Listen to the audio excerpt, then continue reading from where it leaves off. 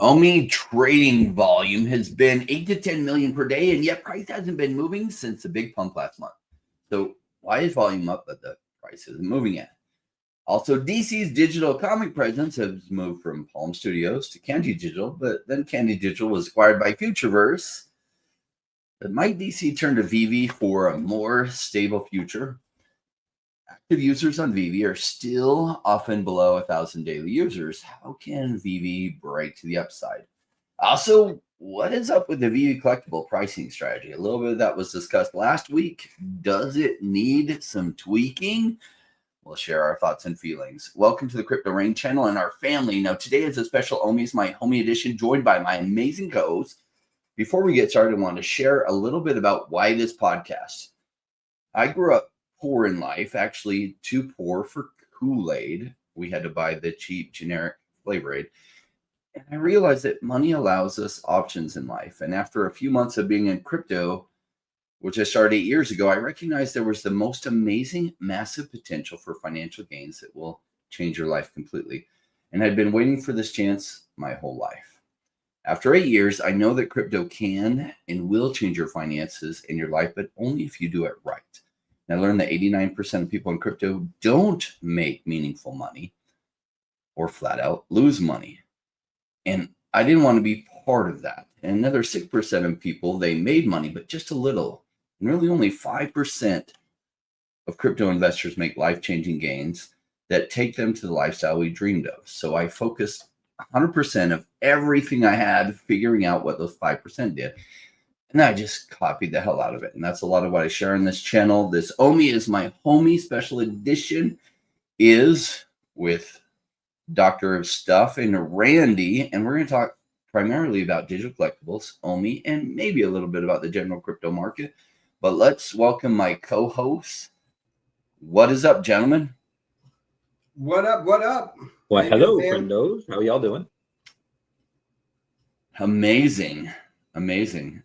Funny, you know, we were looking at the volume on OMI and how like OMI's kind of chugging along on volume, but it's actually in this trend that probably there's a 2/3 chance it's going to break to the upside from that, but it's still actually just kind of moving in this trend. Have you guys been following the price action?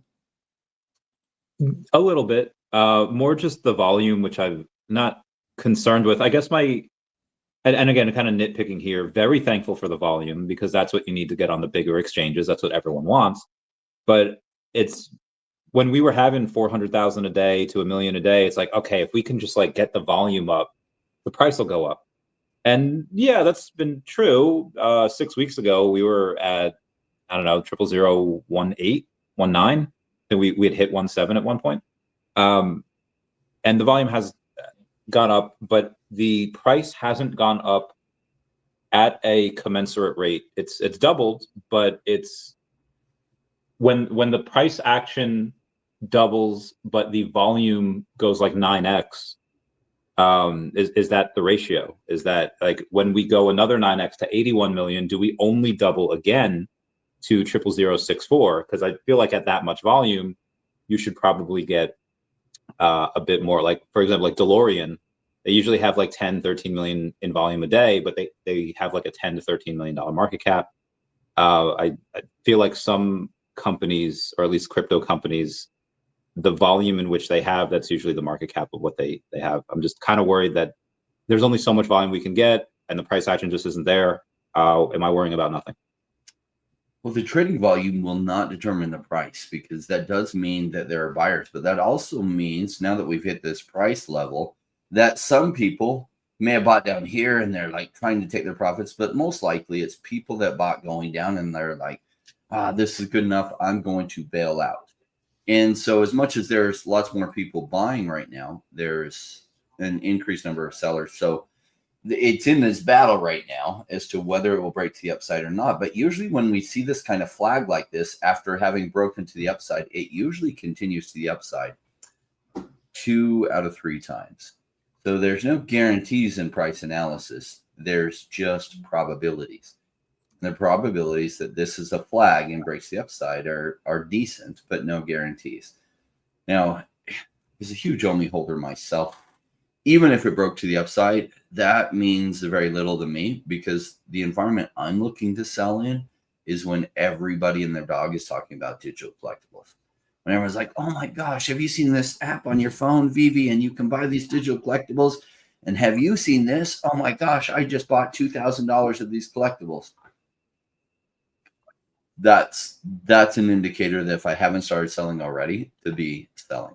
Not just my OMI, but my collectibles. And that's what I wait for as an investor.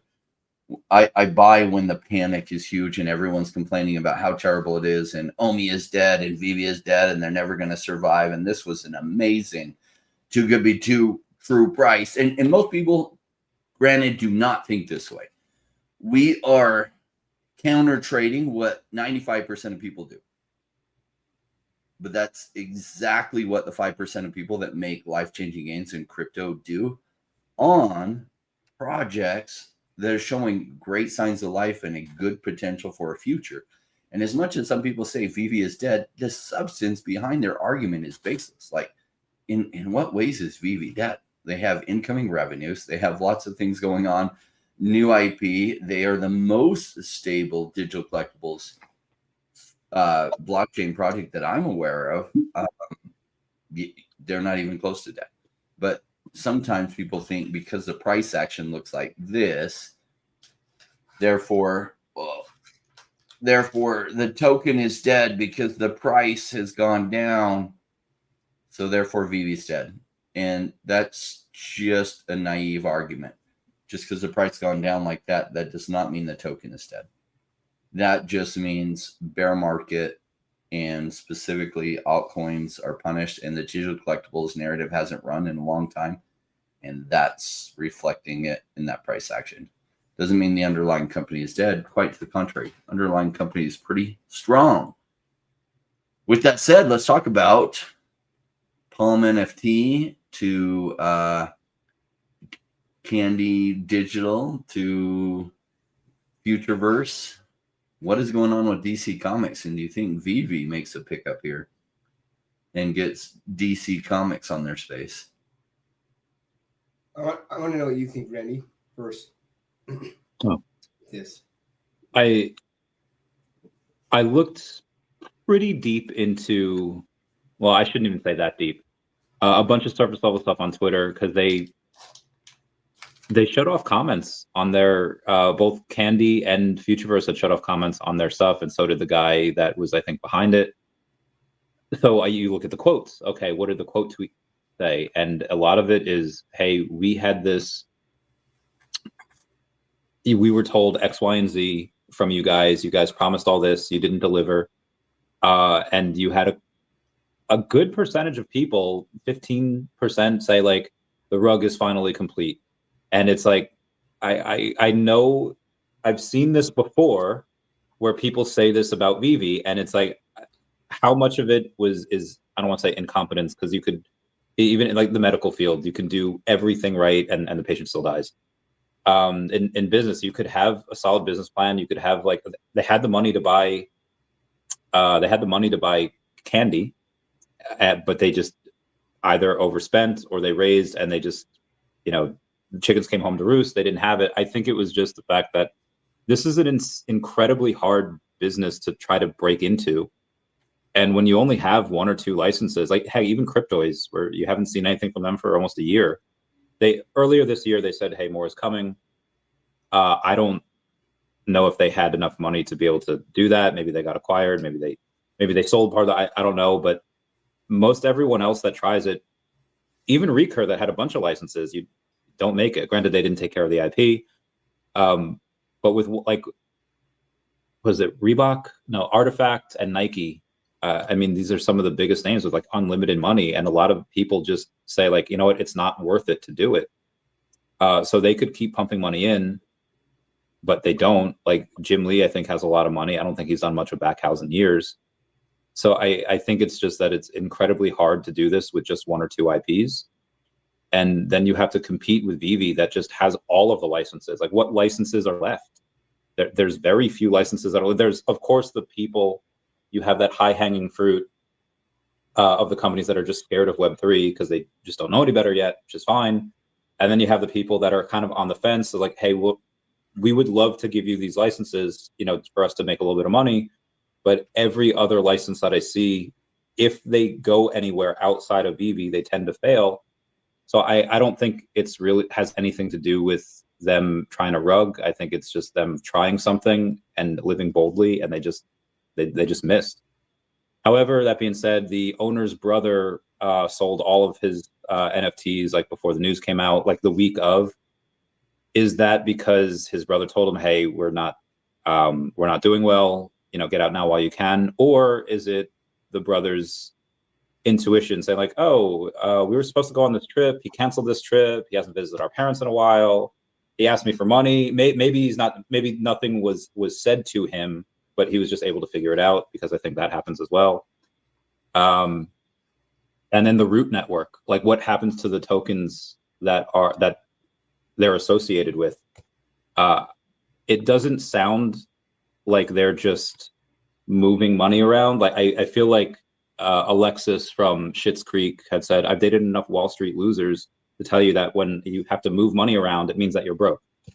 And I don't want to say that everything associated with them is going to go down, but unless I'm able to get them on the podcast, and even if I can unless I take a look at the books, I don't think I would invest in anything that's associated with them right now. Everyone since Recur, and I asked David this years ago, what are we going to, people want you to acquire Recur. How do we get the licenses that were, I don't want to say duped by them, but how do we get them to stay excited about Web3 when the first foray into it, kind of failed? And this is years ago. David said, "Don't worry, we're already talking to those licenses." I imagine that they have been in talks with either Candy, the Futureverse, or about the licenses in general, or possibly all three. And I don't know if there's a cooling off period where, hey, this had failed, you have to wait 2 years for the license. They did that with Marvel and Netflix after Disney bought Marvel. They had to wait a few years for those Netflix characters to get their own shows. That may or may not be happening here. That's why I haven't seen the Recur licenses. And I know I just threw a bunch of word vomit out, but that's just my general take. Yeah, that was a lot. Doc, go ahead. So I have a question for you, Randy. Mm-hmm. Like, because I have not been on Twitter a ton. I had been hearing rumors about the Futureverse and things going on. So did Futureverse put out a statement saying we're going under? Is that what they happened? set out two statements, one of which seemed a bit more bullish than the others. I could look up the first one right now. And the first one, which was a day ago, they just said, "Today, the Futureverse board made the difficult decision to begin a restructuring of the business. We've made significant progress building world-leading AI models." I think that's debatable. "Developing more than 30 open source protocols and partnering with some of the world's top brands. We recognize that the adjustments are needed to ensure the long-term sustainability of our vision. The process will allow us to focus on strengthening the foundation of the company and reshaping the structure so we can continue to support our core products and applications. Importantly, this restructuring only impacts Futureverse Corporation, does not directly affect subsidiaries. Futureverse has always been rooted in collaboration and innovation, and our aim remains to carry this work forward in a stronger, more sustainable form." Which, again, that sounds like very, very sugar-coated, but it just sounds like, hey, okay, we have a plan here. But then when you look at another post by them, and it had said, "While we achieved some incredible outcomes like breaking new ground across AI, gaming, and Web3 protocols, we ultimately have run out of options to become a long-term sustainable business with the structure as is. I know for many of you, this has been a passion, just as it has been for me and our leadership team. Delays in our partner launches, customer revenue, and historical liabilities carried through from the various companies we have rolled up all contributed to this outcome. Fundraising in a soft market for Web3 metaverse and gaming, where many market leaders have recently restructured or wound down, and a backdrop of high global uncertainty in the macro environment has been difficult, so we've been faced with an incredibly tough decision. I'm devastated, as I'm sure many of you are here, that it has come to this. It's been my mission to create the tools and opportunity for others to build a more open, immersive internet. And while we have created dozens of innovative tools, models, and protocols, this is not what I envisioned our journey leading to." They continue on saying, "The process we are now in does enable us to restructure, and hopefully the vision can continue. There will be some pain in the process we're doing. All we can do is help ensure core services remain active and transition any dependencies for Web3 elements to more independent solutions. Much of the work has been done building protocols that are open and built on Web3 infrastructure, TRN, and many of the tools we have built are open source, and we will release more projects shortly to enable anyone who wants to continue what we started to do so. It sounds like they're having a community takeover. It just doesn't scream, hey, we're just moving people around. It more screams like, hey, we're kind of hecked here, and anyone that wants to do a CTO, they can, or open to being bought out. And again, like why VeVe didn't buy Recur is like, there's no point. Like most of the people that are on there are on VeVe already. And even if they're not, it's not worth it for the maybe couple of dozen users that you would get. It's better to just talk to those licenses. I don't know if that answered your question at all. Well, I mean, yeah, it did.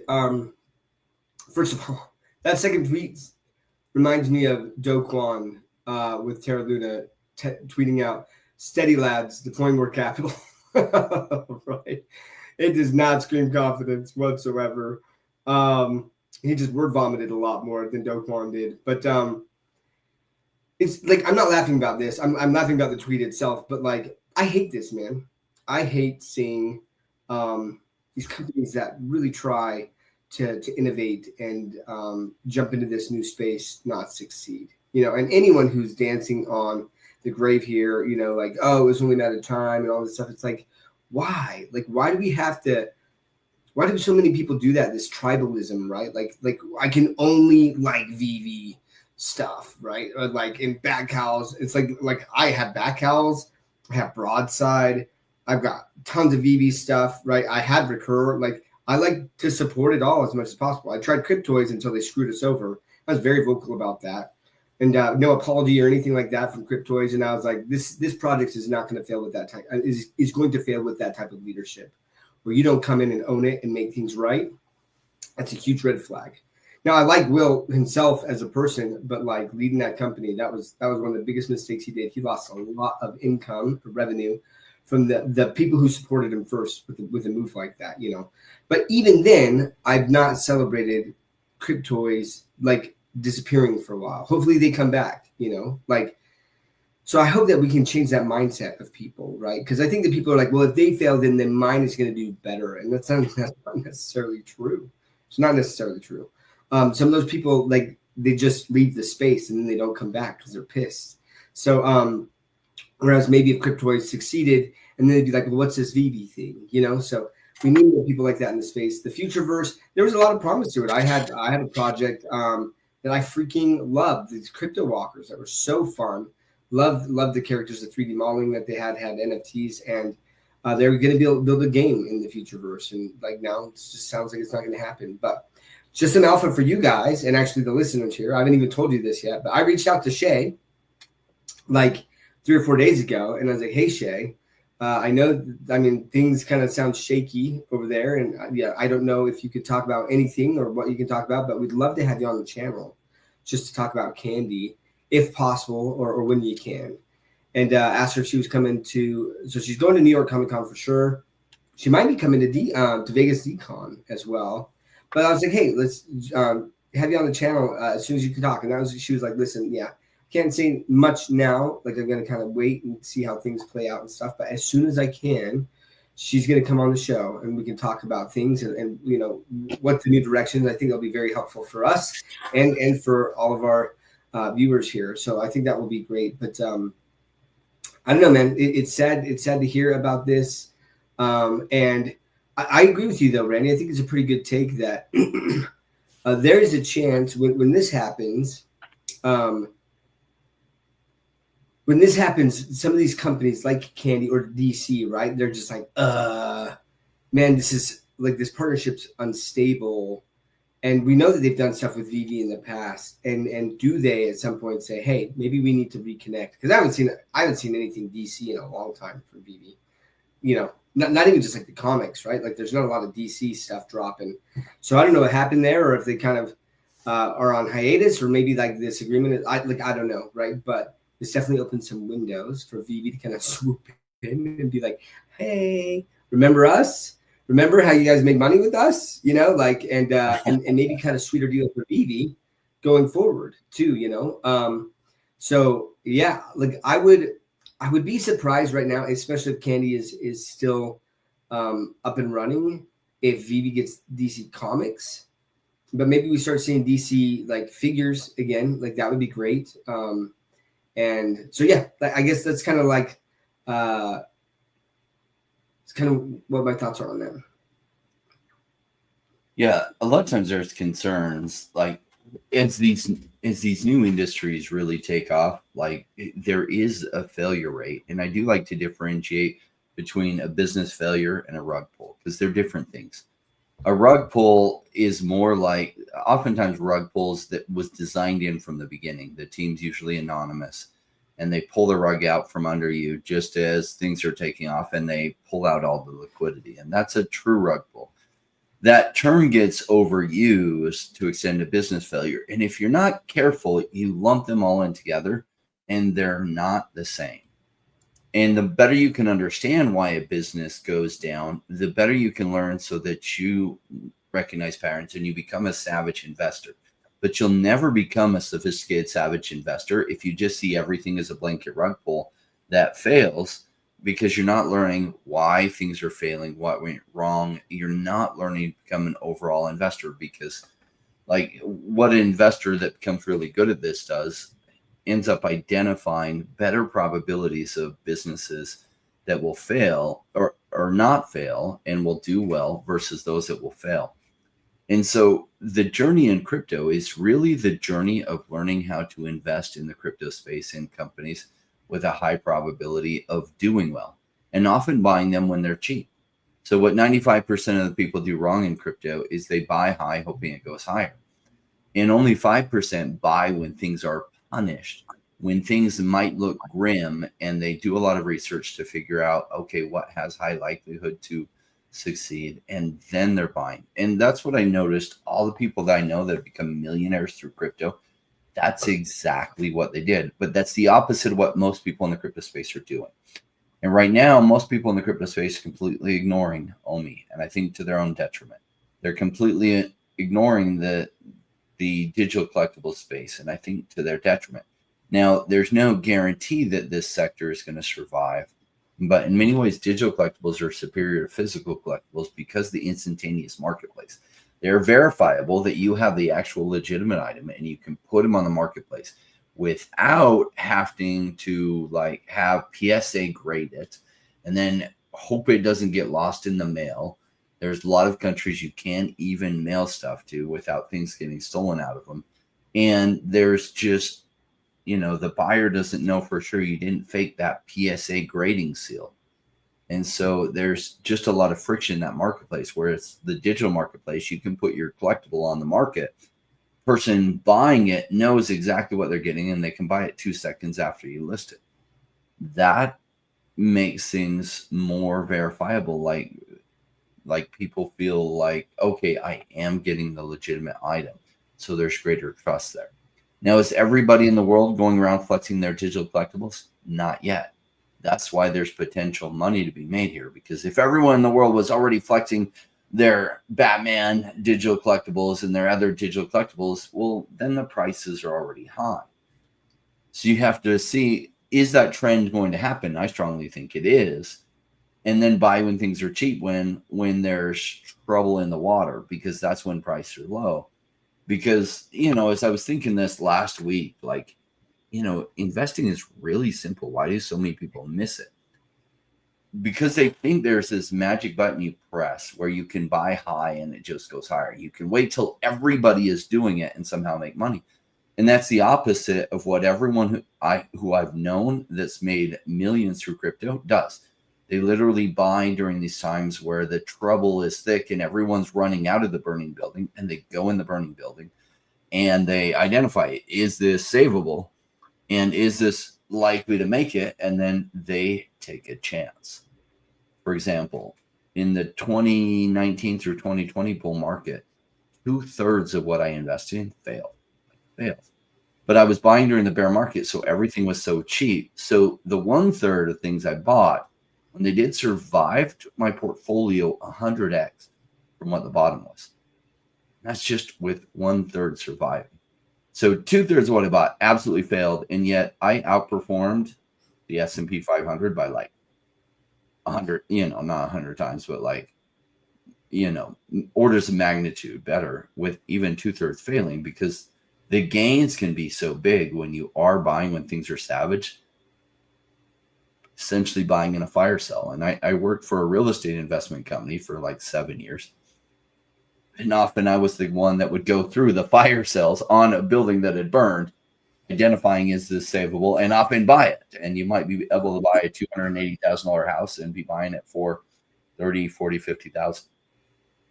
So, so I want to kind of to further that point, Rain, like, so someone says it's Runkles McDougal or McDougall. And he says, LAMO, you think everyone's going to run out and buy useless digital collectibles? My answer to that is yes. Yep, they will. Just like a bunch of people ran out and bought useless JPEGs and spent millions of dollars on them. What was the utility of those JPEGs? You got airdropped more JPEGs that were also just JPEGs, right? But you got to flex those, right? And that was this whole thing. It was this social flex. It was this narrative that hit.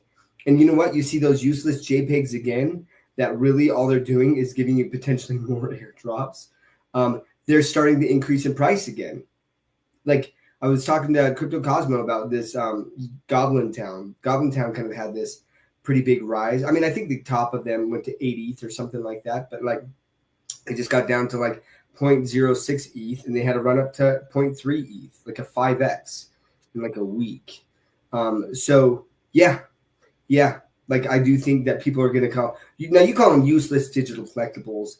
I don't know why you call them useless. Like, I mean, you can still play with them in a different way. Like with my kids, like I said, like, and I do it all the time, man. I have videos with my kids where Iron Man shoots them and they fall down.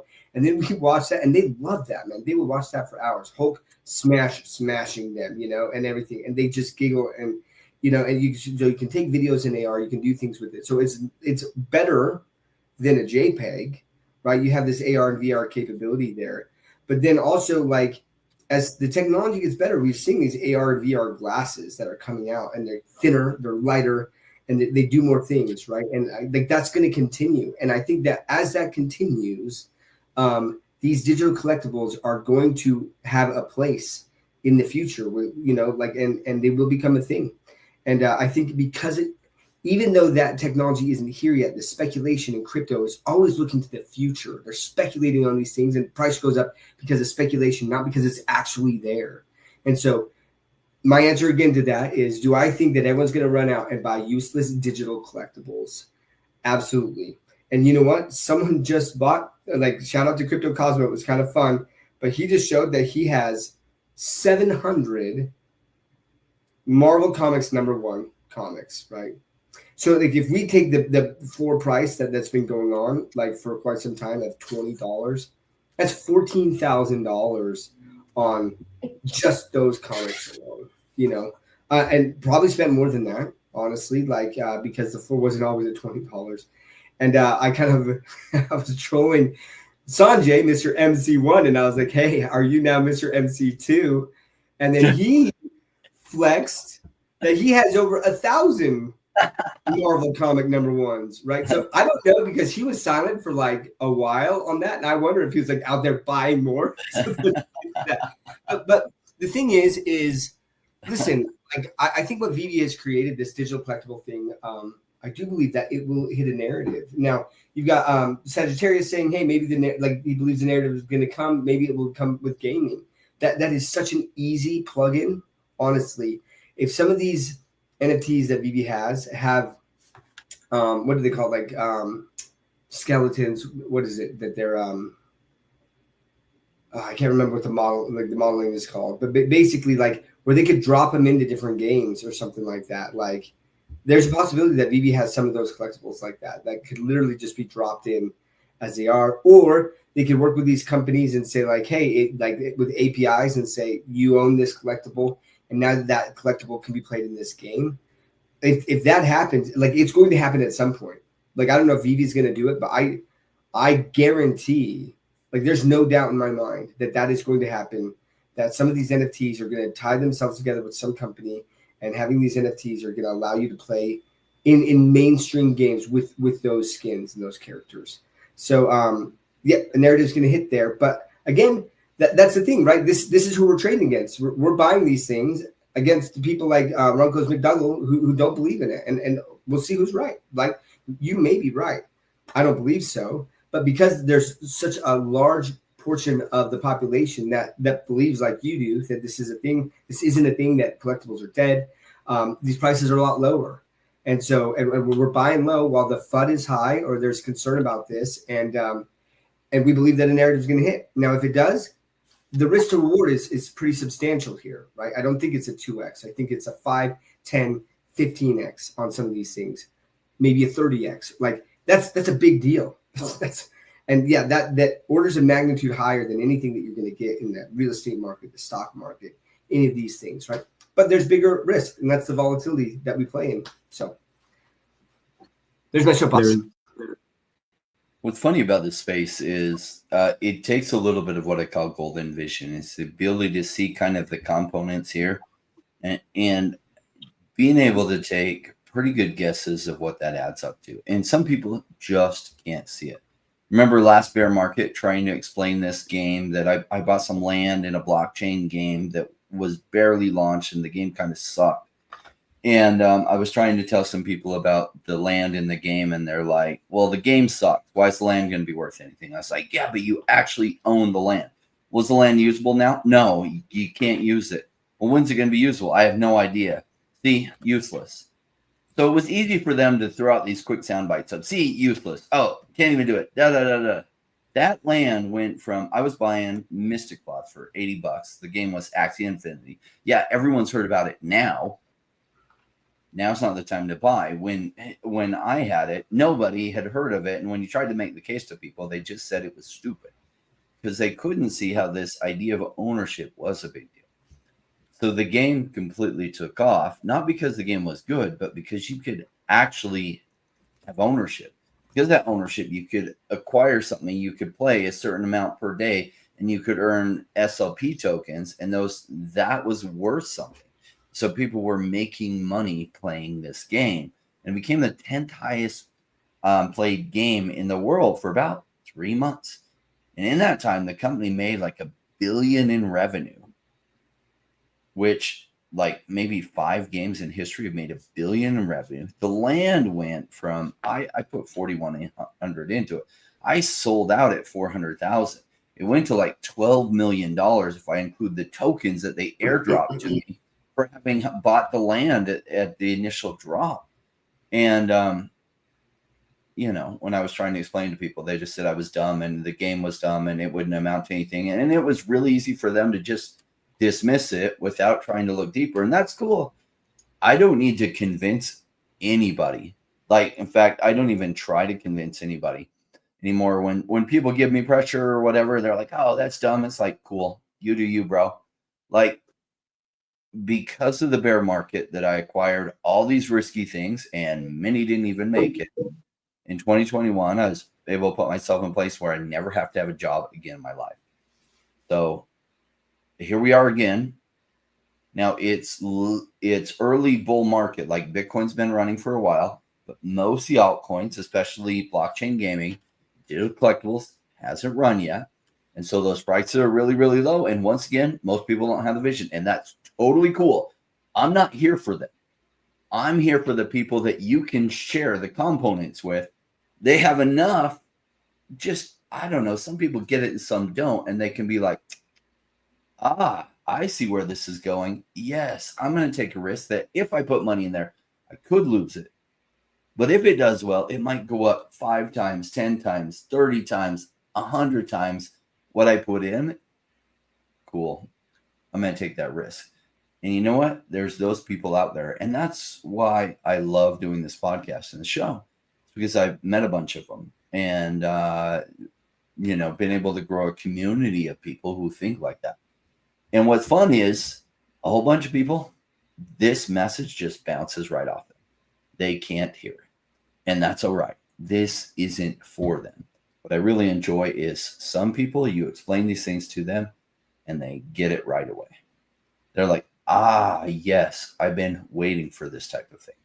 Remember when hockey cards came out, and I was going to a baseball card shop, and I was looking at baseball cards because some friends were collecting. I go in, there's like, it's like, there's this new thing, hockey cards. You should really buy these. These will do really well.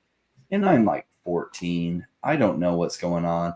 I'm like, hockey cards. I don't watch hockey cards or hockey at all. And he's like, I know, but because he's just released, they're going to do really well. And I was like, is anybody buying them? No, almost nobody's buying them because they don't get it yet. And I was like, oh, well, I don't want to buy them. Of course, the baseball cards I was buying then, this was like the 1990s Donruss set where they released a gazillion of them. And the value of those like hasn't changed at all. But the nobody's buying them hockey cards have gone up like 100 times in value from there. It's like, oh, well, that's interesting. But it was a new thing, and I was really young, and I didn't know, when I didn't understand these things yet about what has good potential and why things go up in value. I just figured, well, if nobody's buying them, then they won't go up. And the truth is that some people were buying them, just not everybody was buying them. The people who got it and they're like, you know what, this is an early release. They're so limited on how many cards are coming out because so few people get it yet.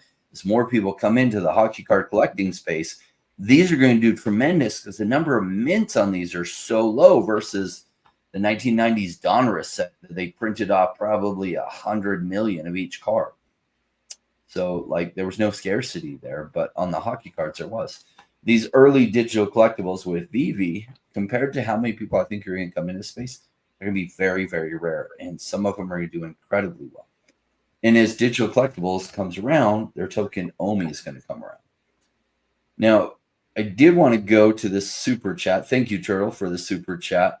This goes to another topic we wanted to talk about today. So why don't we move this topic? Seems like all the gamification of the drops has been removed. Spamming buy now button, rebound, sniping, addition drop mechanism. What could VeVe do to bring back some of the gamification? And with that, let's also talk about drop quantities and pricing. He had mentioned something before about he said last week, Doc, you talked about poor VeVe drop mechanics. What were your thoughts on the Coca-Cola drop? $10 with the chance of a 1 of 1. I think they did really well. I'm not sure if they did as well as the Vader drop, but Vader's literally the most popular villain in the world, in the history of the world. So you can take your guesses on why that did better. But even on the Facebook part, people have been saying like they can't afford it, and they are voting with their wallets of not buying. That being said, it looks like there's a bunch of people that still are keeping it afloat. Again, you have a bunch of people that are doing really well in life that $50 for them is not that much. And like, yeah, I'll go for it a couple of times, especially if you get a 1 of 77. It's a flex piece. They don't need to sell. And that's why that Vader's like $800 or whatever it is, because people that have money get them and they don't. And yes, I owe you a. Yeah, what's the score? I didn't check. I was like, oh, that just reminded me of her bet, bro. Yeah, I owe you a dinner. I owe you a dinner, which is I don't know if you've ever seen that meme where it's just like it's only one. Oh yeah, I got it right here, where it says it's only one day until payday, and it's like a cut up hot dog and Cheetos. Cheetos. So. Yeah, I think it's unfortunate. Not that it's unfortunate. Like this shows that VeVe kind of can cater to everyone. It's that if you don't want to go for a $50 drop, you don't have to. Mm-hmm. But even the $20 drop, like the Marvel Mighties, I know they made 20-something thousand on it, but they didn't have, I think, anything that was really worth the $20. Like the Chase ones. I get the chases are really scarce. They're really cool. I like She-Hulk. I know a lot of people don't. The special edition Lyja. I have no idea who Lyja is. I got a sub 100 of her for $10, so I thought that was cool. But the chases, they weren't really characters that were super popular. Again, I love She-Hulk. But Galactus, not a first edition. Silver Surfer, not a first edition. Mole Man, the ultra rare. I actually don't know who he is. And Herbie, I think, is a Fantastic Four character, but I don't think it's really super popular. And Marvel Mighties used to be 13. Now they're 20. Why are they doing this? I don't get the increase in price for Marvel Mighties.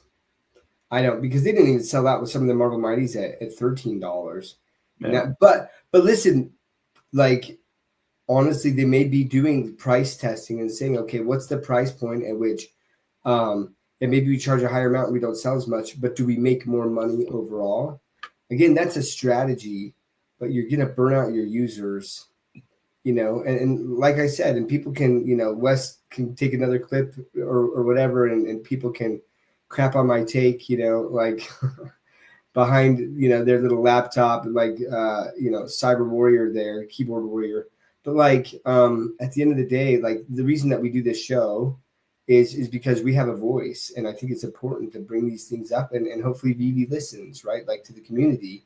And, there's a lot of people who reach out and say like, hey, like, yeah, I'm not going for this because it's too it's too expensive, you know? And like, none of my stuff that I bought goes up. I just buy it off the drop, and then it goes down, and people get burned out from that. Like, you have to have some, at least some, where it's like, hey, if I get this, then the likelihood that it maintains a value or is higher in value happens, because then otherwise people are gone. They might like this stuff, right? But that's the thing is, VeVe was propped up by people with speculation, where people were like, well, I'm going to buy this. I like it. Yeah. But like, honestly, I'm hoping to make money on it.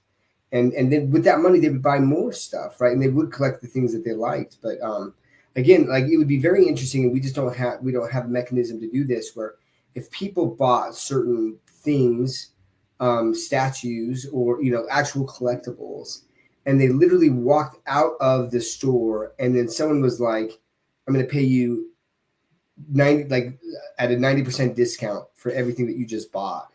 If people would be like, do I really want to buy this again? Am I going to go buy another one? Like it'd be interesting to see how that is. But that's what we get, right? We get this instantaneous feedback on what the actual market, the perceived market value of these collectibles are. And so these high edition sizes, and especially with Marvel Mighties, where they increase the price as well, I was just like, I have no idea why they did that. They're obviously not listening to the channel. or maybe they are, and they just, you know, they've got, like, I don't know what's going on behind the scenes. But for me, yeah, like I said, I've been voting with my wallet, and there's a lot more people who are voting with their wallets. When we're talking about these active users, that's what they're doing, right? They're saying, I'm burned out. I'm not coming back. Now, if/when VeVe hits the narrative, they'll be back. But you know why they will be back? Because more and more people are going in, and they're like, I can make money on this. Mm-hmm. That's when they'll be back. But if you can do that now in certain drops, not even every drop, but certain drops at least, you're going to get more daily active users. And I think that you'll have an uptick in revenue because more people will come in. So just my thoughts. I don't know. I'm an economist, or like got my degree in economics. I feel like, you know, I know something about supply and demand to a certain extent in business, but it's just me. I think economics 24/7. I can't ever shut it off. And I'm glad, like, my wife gets really bored by it.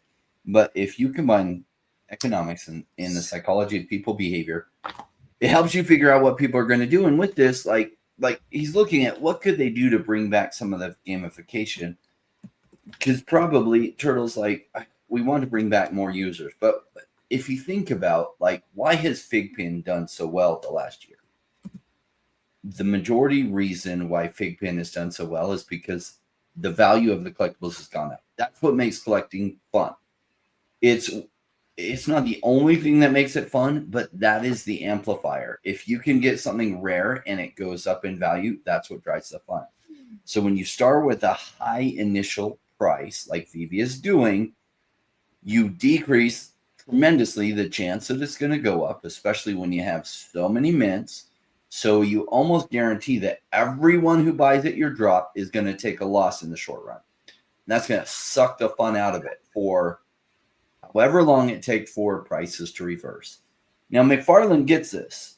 Like, McFarlane, when they were launching their digital collectibles, he gets pricing strategy, and he was pricing really low so that it would drive the funds so that the price could flip. And he got started late in the game. Had he started at the same time of VeVe, probably he would have a huge community, because I think his pricing strategy is superior to VeVe's. VeVe has this wrong. They have survived despite this, but they have this wrong. And I don't know, maybe this message hasn't gotten to them. Maybe there's other reasons they have to start a higher pricing strategy. I've been voting with my wallet for a long time. I don't buy on the drops. I haven't bought hardly ever on the drops in the last 2 years. Why? Why wouldn't I just wait to buy it later? Like, as an investor, am I hurt by the Vader dropping for $50 and then you can buy a common for $7 later? No, I'm not hurt by that. I can just buy them for $7. I'm a little bit bummed because it does burn VeVe's momentum, and it burns their social capital with the audience. But if I could buy them at $7 later on down the road, if it survives, and I think VeVe will, it'll do really, really well. So as an investor, it's like, doesn't hurt my feelings that they priced it at $50. I just know that they are burning some of their capital of their collectors, because it is no fun when you pay $50 for something and 3 days later you see the floor is at $7. It feels like, yeah, you just took like a big old painful shot in your arm. And way less excited to buy again and then buy again, and it keeps happening. So if they, rather than like gamification, if they literally bring the price down to start with, they're going to generate way more users buying on the drop. Why? What if that Vader had come out for $7? And they're immediately, if you were able to get the drop, because everyone was trying to buy so many of them, they can immediately flip it for 15. All those people who are participating in that drop are super jazzed, and they're checking their VeVe account every day. And then your daily active users just went from under 1,000 to sometimes 1,200 to like 3,000 per day. Why? Because people are excited again. And every time it changes hands, VeVe makes money, Disney makes money, or Star Wars makes money. So like, they're happy. Like, it seems like, oh, why are we going to price it so low? And it's like, because it's not about what you price at the beginning. It's how many times can you get these to change hands and go up in value. It's about the price that it finishes at. Because if you can do tons of volume and these change hands lots and lots and lots of times, you make money every time they change hands. Like, part of the reason Axie Infinity made $1 billion in revenue is because they would make 4.25% every time things change hands. And everything was changing hands all the time. And they made a fortune on that. So VeVe, you want to get your daily active users up? Don't price Darth Vader Samurai version at $50 with so many mints. Price something like that at $7. And then that'll allow people, it'd probably on the resale market go for 12 to 15. And everyone would be super excited that was able to get it on the drop. I would love for them. I would love for them to test this out. Just test this theory out on one really cool drop. Have a super low price and you know, a decent mint size, right? Nothing extravagant. And how see many what have happens. they even sold so far? It's Which slowly. Go Of ahead. the Darth Vader. Oh, they sold most of them. Also, if you take a look at it, if you go to the latest and you click see all, normally you're able to just scroll down, which you can, and then, oh, Vader, you click on it, but now it just takes you right back to the top. So the app has been glitching all afternoon, but you can just go to the latest drops and then scroll. It takes you to the actual page, but when you go and scroll down, and normally you're able to see the additions and how many were sold, now it doesn't. Now it only shows you the additions in circulation and how many were burned and how many were withheld. It doesn't show you how many were sold. So I don't know if that's a new thing they're doing, but it is horrible because you can't tell how many are left. You can't tell how many are sold. You can see it on the computer version. They've sold 2,495 of them. Remaining is 473 of them. Wow, so they made 173 of the 120. common. Is that of the common or of in total of everything? In total. So There's the common, you $124,000. had 1,630 out of the 1977. Yeah, Epic. like so they may eventually sell out, right? Like I mean, but you know why? It's because people are trying to hit that secret rare Vader, right? And so there's this gambling, and Not it's just probably that, from but they're also looking for those mint numbers like 1977. So. sure. Oh they yeah, can because they be have the doing bounties that. on them. Yeah, because there's bounties. So there's some gambling involved as things get closer. Because you'll see like some will be kind of hovering at a certain like minted out or like it hasn't minted out, but then as it gets closer, all of a sudden like it mints out super fast because people are trying to catch that right. And so listen, I mean, VeVe could sit there and point out and say, yeah, well, even though it took us 3 weeks to sell out, we still sold out. And I'm like, that's such short-term thinking. Because yes, it did, but you're losing users every single time. And how much does it cost you to gain new users?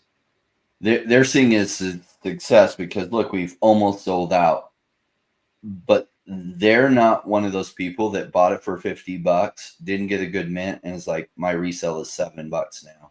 And I'm out, right? Like, I'm not going to do the next drop. Then their next question is, man, how can we get more people excited about this? And it's like, stop burning their excitement out. Yeah. Well, we almost sold out, and it's like, let me ask you, you released 3,000 editions of a Darth Vader. Why the hell did you not sell out? Why did you not sell out in like 2 hours and have the resale price go up rather than down? Because you sucked out all the excitement with your really high initial price. Got it. How's that working for you? And honestly, if it daily wasn't active for users going, look at your daily active users, and I'll tell you how that's going for you. Now, will they probably survive anyway? Yes. Is this a mistake they're making? Huge. I used to work with people trying to sell their home, and I realized, because I'd been in real estate working with buyers for a long time, I realized exactly how buyers thought. And when I worked with sellers, number one, like when somebody goes to sell their home, how they think about it. I want to get the most money possible. So say they have a $500,000 home. They're like, I want to price it at $570,000, leave room to negotiate. Guess what happens? Nobody shows On the up. market, You don't want to, right? Because like this house is 570,000. worth. Yeah. And everybody comes and looks at it, and they're like, it's not worth 570,000. They don't buy it. So then it's on the market for 2 months. They're like, why don't we have any offers? It's like, because clearly they know it's worth 500,000 because they looked at 10 other homes. They walked through yours and you're asking 570. Yeah, but why didn't they make an offer and negotiate? Because they don't want to deal with those hassles. So now they've been on the market for a long time and it's gone stale. So what I figured out is when I helped them put it on, the pricing strategy is we list it for $489. Then like 15 people would come look at it the first day, and this was in a terrible market. And they'd be like, oh my gosh, the value is way over what they're asking, or sometimes $479. And they're like, man, this thing's worth $500,000. They're only asking $479. And then you'd have 15 people come, you'd have 5 people offering on it, and guess what that would sell for? $509,000, $510,000, and it would sell in like 2 or 3 days. So they didn't have to sit on the market for forever. Because if you went with the other pricing strategy, what would happen is after a while, not only can you not sell it for the $579, you can't even sell it for $500,000 anymore because it's sat on the market for so long. People think there's something wrong with it, and eventually they sell it after 9 or 10 months for $450,000. A different pricing strategy created completely different results just by pricing things right. And VeVe is not pricing things right here. And cool, they can listen to this or they can be like, oh, those guys don't know what they're talking about. It's like, I do. Why? I'm just observing people behavior. Your daily active users tells me everything. Cool, listen to this or don't. I don't care. Am I going to stop investing in VeVe? No. Am I going to stop investing in OMI? Now make enough bad mistakes. Yes, I will absolutely stop investing in VeVe and stop investing in OMI. Is this a mistake you're making? Yes. Why would I not call it out? Why? Because I want VeVe to survive. I want VeVe to do its best. Making a mistake here. Listen to it or don't. It's up to you. Yeah. I think part of it might also have to be, and I don't want to play like devil's advocate here, but it does take me to one of our next points. Let's do it. play devil's advocate. That's okay. Like, I mean, I think this is important, right? I think it's important to have both sides of an argument, or like if you're seeing something that we're not, like, don't apologize for it, or just say like, hey, what It's about just this? not. Well, I guess there's two things. One is very not likely, and one is probably likely. The not likely thing is just be like, I mean, a lot of these people that complain most of the time anyway, that aren't buying anyway, if they're not buying, this drop is not for them. And if we're supposed to be high-end digital collectibles, and I'm not saying they're like milking the ones that are going to buy, but these are high-end digital collectibles. There's a story in the Art of the Deal where Trump Tower and Hilton, they were priced at like $400 a night. And then the Hilton goes down to like $385. And then Trump's manager from the hotel says we should go down to $385. And suddenly Trump says, no, the Hilton across the street is telling everyone that they're not as good as us. And if we lower our prices to what they're doing, then it's like a race to the bottom. But by keeping it as we are, like the rich people or the people that are looking to stay at the best hotel are not going to care of a difference of an extra $25 a night, in the same way that some of the more well-off people on VeVe, yeah, is it cool if they can save $25 on a drop instead of $50 go to 25? Sure. But if those are the only people that are buying anyway, like if you have your Rolexes and Mr. MC1s, I was like, yo, bro, it's like $80. I'm just going to pick this up anyway, like on the secondary for a secret rare. Then why not go in and say like, okay, they're the ones that are buying. Let's do that. The other possibility is that you have agreements with Marvel saying like, hey, or DC or whoever, whatever license, we're going to guarantee you this much on the drop. And or it's not even that. Maybe it costs the license so much per month, per drop, however much it is, and they have to make that up. And maybe they can't make that up with the lower price point of $10 or $15, and they have to do it this way. And I don't. And again, we're all operating with conjecture here. Nobody really knows. But those are just some other possibilities. The other thing is with the Agaro, the mint of New Zealand, we are getting a drop. So we're getting a drop at New York Comic Con. They're $109 per blind box, and this is gambling out the yin yang because you have 99% chance to lose money, because if you get a tier 1, tier 2, or tier 3, it's just going to be 5 grams of pure silver. It's 5 grams, not 5 ounces, so it's not a lot at all. But if you get a tier 4, it's 5 grams of gold. 1 gram of gold is about 120, like 125. So if you get it, you pay $109, but you get something that's worth $625. But again, the chances of that are 1%. But you also get one of these. Even if you do get one of the other ones, they are pretty cool and they are limited. They are not limited to VeVe though. You can buy them on their website. It's one of 5,000 of these. And as they do that, they go in and they say, okay, we're going to make $500,000 on these, or that's what we'll gross. They only have to really shell out less than $100,000 in gold and silver precious metal product. So you have $400K to split between the license, which is Star Wars, VeVe, and then the mint. And I think this is how we also get that gold potential gold kind of like nugget from them that David had teased years back, or not years back, months back. I know this is a kind of a weird segue, but if you have anything on what I'd said previously before we got into this, let me know. Yeah. So first off, sure, they can be like, hey, like you got your Sanjays and Rollies who are going for this, but here's what's happening. So if they're okay with that, but then they're also like, hey, how can we get more users? How can we get more users? And I'm like, well, like you're doing something that is losing users, but then you're saying, well, it's okay because these people are still here and they're still paying for it, so we're going to stay with this. But then we need more users. Like those two things don't jive. Like bottom line. Now I'll say this, right? You'll have companies with different agreements, right? That like they might say, hey, you've got to do this much volume with us, and if you don't do this much volume, there is a certain amount that you're going to owe us each month. That is a possibility that is in the contract with VeVe, with Marvel or Disney. Like either you got to do a certain number of drops, or you got to do enough of these drops, and you can choose the mint size within a certain range, but like and price point. But at the end of the day, we have to at least get this much money for our IP. That's a possibility that they have something structured like that in their contract. I don't know if they do, but that could be the reason why, that they're having to price some of these things the way. So fair point, right? And that's the problem is here we are making these comments and we don't have the full picture as to what the contracts are. But we've seen, I'll just say this though, we have seen them where they have adjusted the price and mint size of something after public outcry. So it leads me to believe that there is definitely some flexibility within there. Yeah, if they can change these metrics, they would benefit hugely to bringing more users on the platform. Because if part of the reason what attracts people like Mr. MC1 and people that have money is they see a platform that has this good IP.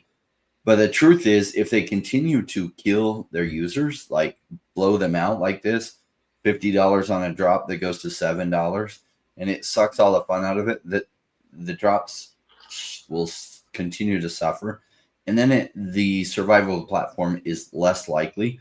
And they're going to drive away their whales excitement too over time. It's like, well, I'm not seeing enough people buying this, so I'm going to pull back. So I get the hotel analogy, but that's not comparing apples to apples here. Like pricing generates excitement. So what we saw in the big NFT craze of 2021 is some celebrities came out and they're like, Taylor Swift NFT. I don't remember if she did one, but there were some big celebrities that launched their things at $2,000. And it sucked all the fuel out of it. The resale went way down and it killed their project. Every single one of those that had a high initial price, it killed their project. So VeVe is surviving despite their bad pricing model, not because of it. The bad pricing model is not helping them. Mm-hmm. And it is not going, it is not doing what I think they don't realize the damage that it does over time. It just erodes people's excitement for it. Now you take a drop like this, and I don't know what the agreement is with Lucas Arts or whatever to be able to price this. I mean, go to this to be able to price this at something like $7 or $10. But if they did, imagine they would have sold all of these in a matter of an hour. The wait list would have been full. It would have brought so much excitement. And then you probably would have had the commons and rares going for even more than what they had paid. And you would see so much excitement return and people would be buzzing about VeVe and they would be telling their friends about it. But instead, everyone who got this drop is probably not sharing a whole lot about it from their friends because they see they could have turned around and got it for $7.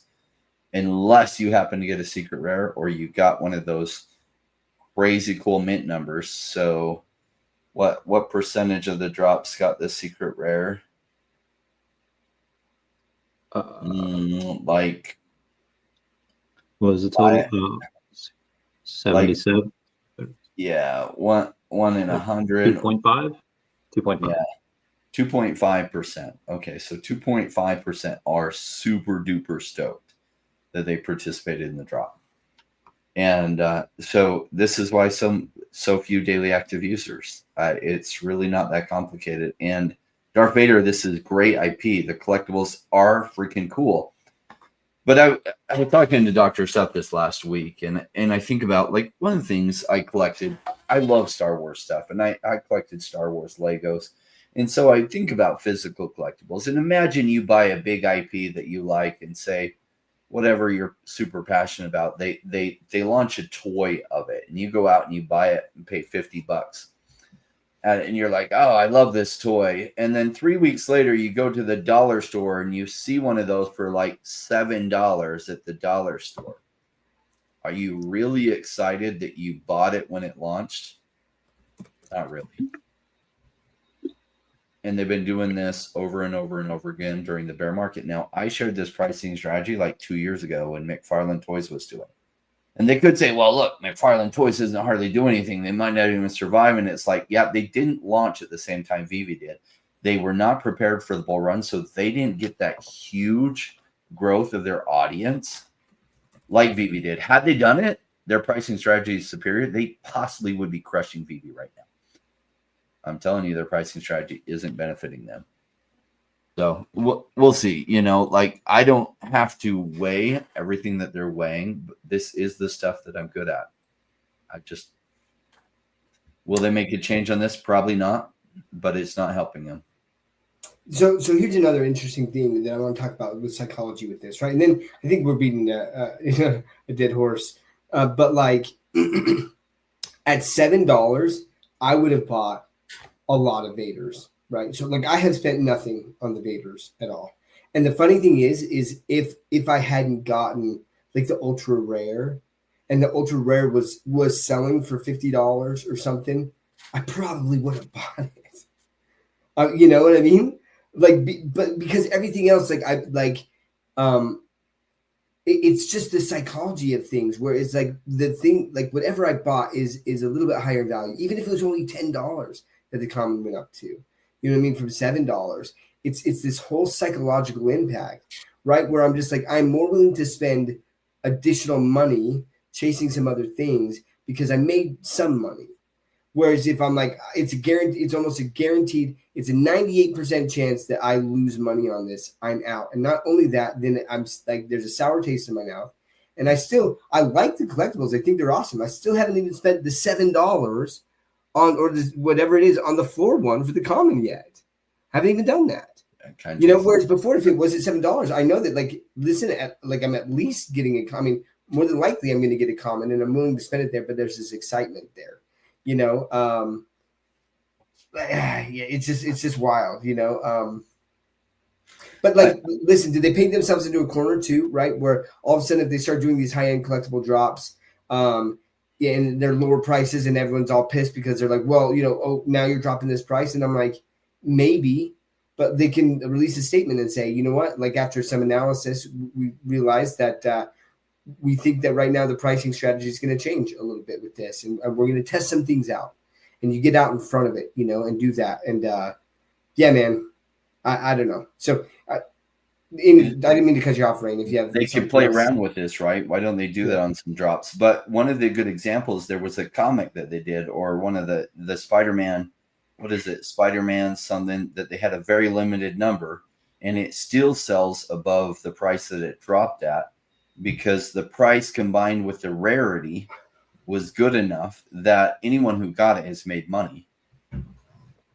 And it's kept sentiment really high on that, even during the bear market. All right. Other things that we wanted to talk about today, Foster on Jan Collects podcast says, all the announcements may coincide with VeVe announcements. That perhaps only 5 to 10% of the utility for Omni has been dropped so far. And there's a lot of VeVe announcements. I bet you they're saving it for the bull market because we've seen how it works where you drop Blackpink and you announce this and it's fine. It's cool. I'll take it. But yeah, I think they're saving them for the bull market whenever that happens. They've been around long enough to know that things go in cycles. And I don't know. Someone asked me this the other day, and you guys probably know better than me. Obviously, alt season is going to last however long it'll last, X amount of months. But within that, what's the longest and the shortest of the cycles that you've seen? Like, okay, yeah, meme season one time lasted like 2 weeks, and another time it lasted like 3 months. What's the time frame in which you guys think they only have a certain amount of time to in a NFT bull market? Hard to say how it's going to play out this time. Number one, the whole cycle is delayed, and the cycle is delayed because interest rates have been held high. Some say artificially held high. I don't know. I tend to think that they're probably correct on that. Artificially held high. because Europe's interest rates have been brought down to 2%, and Jerome Powell had been holding them strong since Trump came into office at 4.25. First citing, oh, inflation's too high, I'll lower it when inflation comes down. Then inflation comes down, it's like, yeah, but there might be inflation on the horizon, so I'm going to hold it high. And he's held it high until this last rate cut where he brought it down 0.25%. And it's like, So I think Trump is absolutely at war with the Federal Reserve, and like he's already replaced one person, probably another person. And then Jerome Powell's term is up in May, so at least by then he'll be replacing Jerome Powell, and he's probably going to put somebody in who's going to not only bring interest rates down tremendously, that probably they'll go to quantitative easing, and that will be the second stone that really kicks off the bull market. The first major one was the halving, and we've seen Bitcoin's price go up some. But if interest rates were down at 2% in the US like they were in Europe, you would see crypto already have been booming. So that's been holding things back. And it's all right. Like when it's delayed like this, it's like a rubber band pulling a brick. And the longer it takes for that rubber band to like finally move it, the farther the brick does move.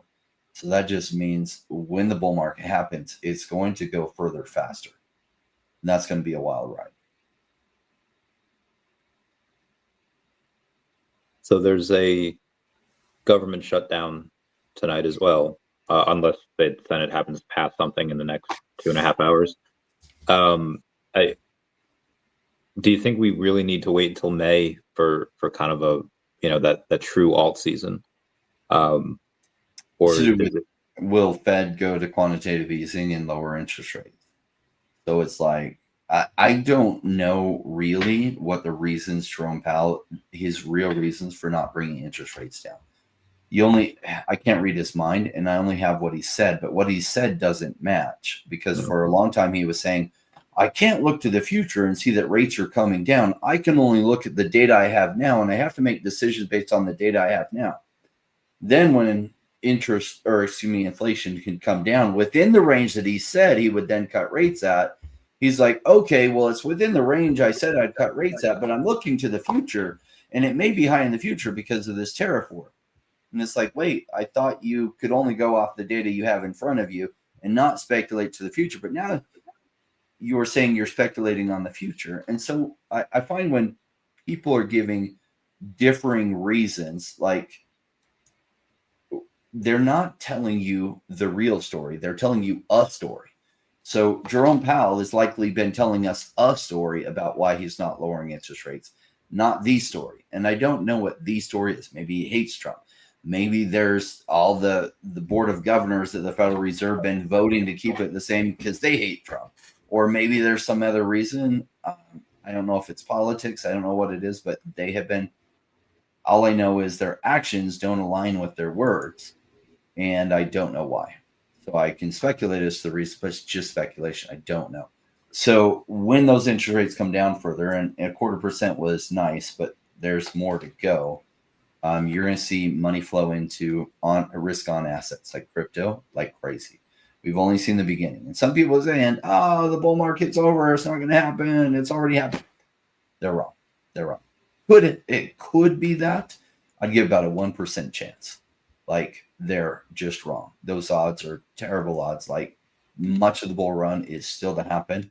Yeah, Bitcoin may have gotten most of its gains already, but a lot of the other market has not seen anything yet compared to what it's going to see. I 100% agree with that, Rain. Like, I think that there's a lot of reasons. Listen, so Raoul Pal, however you want to pronounce that, I really respect the guy. I don't always agree on everything that he says, but I agree with a lot of what he says. And this dude is smart. So smart that this guy's Rolodex contains most of the most powerful people in the world. Like, he knows. True. He knows presidents of countries, right? Like, I mean, this guy, extremely, extremely influential. And why? Because he's made a lot of people a lot of money with his macroeconomic investing advice, right? And so he has this video that he just put out a couple days ago called the Everything Code. I highly, highly recommend that you guys watch that. It's kind of technical at points as they're talking about a lot of things, M2 money supply, what the Treasury Reserve is doing, like, and why there was this big dip recently with, and they talk about liquidity and kind of like what's happening at a macro level that impacts crypto and stock. It's phenomenal, guys. And yeah, for me, like I entirely believe with every fiber of my being, and I mean I could be wrong, but I believe that like we are definitely not done with this bull run. Like, guys, we never got typically in any sort of bubble or bull run, right? And I say bubble because that's what kind of happens is it like prices get overinflated. Yeah, Overinflated, right? Right. And because Every there's time. all of this greed, what happens is there's all of this greed. We have not seen that level of greed for any sort of actual bubble or top, in my opinion. Right. And in fact, right now the market is even with here's the weird thing, okay? The low of Bitcoin this last time cycle, right, was it's like 15 grand. Right. We're at like $114,000 right now. And the fear level is moderate. You would think that if we were at the top, right, that the greed level would be up there. But people are like, oh, I'm a little bit nervous about the market right now with Bitcoin sitting at $113,000. I don't see it, guys. I don't see it. Good points. Thank you. Makes people like me feel a little bit better that that it's not over yet. Another reason why I don't think it's over is Foster's been actively promoting Banker because it's on base and OMI's on base, and he's trying to go and get it be one of those rewards for Banker because I think they have 5 other tokens that they have rewards if you mention Banker a bunch of times or you use it. Do you think anything's going on there, or is it just Foster trying to publicly just raise awareness of the token? I think it's twofold, man. I think he wants those airdrops, right? I know Avant is one of the tokens. I don't remember the other tokens. But yeah, like, I mean, 2 things can be true, right? They don't have to be mutually exclusive. He can be like, hey, I want to get active on Banker, but then also this is an opportunity to talk about OMI and use Banker to buy OMI, using just 5 words. And I love that, right? So it's twofold. He's going to get more active, and I'm sure that he actually, I would imagine he has or starting to accumulate some Banker on there. And there a few weeks ago, I read Rain. If you guys don't know, Rain does this market analysis with this guy Paul from Definity Wednesdays, right? Rain, it's on Wednesdays. Mm-hmm.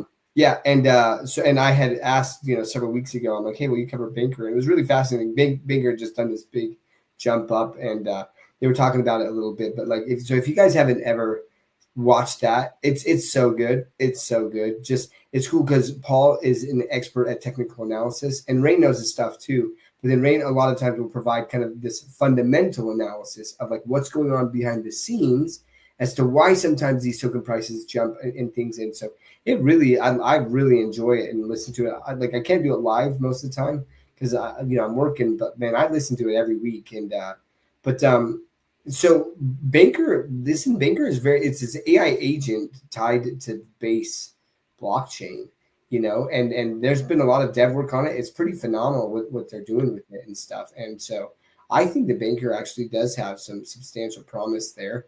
And the first airdrop that they did, I think I was reading through some chats and stuff. I think like $1,500 to $2,500 in value for some of the people who are like more active on it. I think that's pretty substantial. So yeah, like and to go with that, Randy, we might as well tie that into as Foster is tweeting out about Banker and kind of combining that with OMI. He had made this post about the perfect symbol doesn't exist, and he had like the Komi O and then the Coinbase C, and then he like merged them together. You know that meme where it's like that perfect thing doesn't exist, and then they see that, right? Like, so there's the merging of Coinbase, and so then there's a speculation is like, oh, is OMI going to get listed on Coinbase? My honest answer is I don't think so. I think that he was having fun with that, and the reason is OMI is already on Coinbase. Now, I will say this: this is the one argument that I will agree with. Is if it is actually listed on Coinbase, the liquidity is significantly higher than it is on these dexes, right? So that impacts trading volume and like swings and volatility of prices and stuff like that. So that's where it would be great if it was fully listed on Coinbase. That being said, if there's enough interest that gets peaked, it could very easily just get moved over there. Coinbase could be like, yeah, we're just gonna buy some of this and we're gonna list it up. Like and that happens. These exchanges will do that, right? So but yeah, the speculation of are we gonna get a listing soon? I'm gonna pour some water on that. I'm gonna say I don't think so. I think he was just having fun. That's a funny meme. That was great. And OMI is on Coinbase now. And you can purchase it on Coinbase with like 2 clicks, 49 states can. New York still cannot because New York sucks. New York is the worst, man. There's so many things where they're like, we're protecting these people, and all of those people just like go outside of New York, and then do it anyways, and it's just like you're just making it more annoying for us. Yeah, are protecting people, just not the people they say they're protecting. They're protecting their special interests. They're protecting their special interests, but they're not going to tell you that they're protecting their special interests. So when they overregulate like that, they are protecting their special interests, and they overregulate. And they're like, we're protecting you from yourselves, but they let you go gamble. They let you buy lottery tickets, which is like, guaranteed you lose over time. Like, if you bought all the lottery tickets, you would win every time, but you would lose half your money. So it's a guaranteed net loss with the lottery. And yet they'll let you do that. Big A made a fortune on Banker, sold his $20 Banker Club NFT this morning for half an ETH or just over $2,000 at 100x. Yeah. Really? It's awesome, and shame on me. Like, I mean, I'll call out Viper. He was super cool. And he was, he had reached out and was like, listen, like, Banker's going to do some cool things. Hit me up if you have questions, like this community is really awesome and they really are willing to teach and stuff. And they were pumped on it. And, I should have listened earlier, I guess is what I'm saying with that. But I'm not, but I still think the Banker, has a very strong use case going forward. And, it's kind of cool to see where that project goes. CJ seems to think that the NFT narrative is over and people barely have money to invest, let alone buy NFTs. So at some point, we just have to admit we were all wrong and learn when to pivot. All right, CJ, you could be right on that. I'll give you about 1% chance on that. And, when you say at some point we need to admit we were all wrong, it's like, we're not at that point. I'm not wrong on this. Now, I had lots of people tell me that in 2020, when everything I'd invested in was down. And they're like, you should just sell it and you should take all your money because it's not going to happen. And there were all these reasons. I mean, COVID, oh my gosh, the world is going to shit. Why are people going to buy crypto? We're all going to be dead in 3 months. And all these reasons why it was never going to happen. And then it did. So it probably feels like that, CJ. It probably feels like you're right. And there is a slight chance you're right. But when more money pumps into the system, the velocity of money is going to increase tremendously. And you're going to see asset prices go like crazy. Now, I was talking to a friend of mine who went to law school. He's a brilliant guy. And he says, the hard thing is when you're trying to explain arguments to somebody who doesn't understand the argument yet, they don't understand those principles. They can't conceptualize it first. So you might be laying it out perfectly, but they just can't understand what you're saying because their thinking isn't there yet. I run into that. I remember trying to talk to some good friends about crypto in 2020, and they're like, I know about crypto, and I have some ETH, and no, I'm not interested. No, not interested at all. And they couldn't get it. And they had to watch how things played out. So their mind expanded and been like, oh, I'm going to look deeper at this. Oh my gosh, maybe there's some things I'm not understanding here. When they look deeper, they're like, oh my gosh, why couldn't I see this before? I think that's probably what's going to happen for you here, CJ. But I appreciate your thoughts. Maybe you're right. You know, I just have to call out what Sarah said because Randy was just crapping on New York, how it's the only state that's not allowed. And then he has an I Love New York t-shirt on, the iron. Laundry day. Listen, New York, the state and the government does some pretty stupid things. But the actual, like, I love New York, man. There's so many, like, I love visiting New York. It's one of my favorite places to visit. The food is amazing. Central Park is incredible. Just the New York attitude of, I mean, most of them are pricks, at least in Manhattan. You know what I mean? Like, they're funny though. They like, are funny. Like Doc wearing his Boston stuff there. Like people stop and they share their thoughts and you know, they have fun with it. Like that's what I liked about him is like they just are willing to joke and just call things out and have fun. It is a different breed there, and it's fun that like they grew up voicing their thoughts so loudly. Yeah, I legitimately had people, more than one, when I'm wearing my hoodie and hat, and someone's like this guy in particular that sticks out. He's sitting at this park bench, and he's like, "Hey, come here." And I was like, "Yeah, what's up?" And he's like, "I will literally walk with the store with you right now and buy you nicest Yankees hoodie and the nicest Yankees hat ever if you'll just throw that in the garbage." And I was like, never. And in fact, then I was just kind of like brushing it and making it look all nice, like it's shiny. And I was like, "Go Sox!" And by the way, like 3-1 a day. So that felt pretty good for the Sox against the Yankees. So that's good. Feels good. Wild card games only one game? No. What? No. Oh, okay. I don't know why I thought, or to get into the wild card. Well, there's 2 wild cards, right? So there's at least 3 games right now, right? So they just had one today, right? You got tomorrow, and then you've got Thursday. Those are wild card games. So I guess what I'm thinking of is in order to get the wild card, because I know there's 2 of them, and in order, like if there's a tie between 2 teams, then they have like a playoff to see who actually gets the wild card.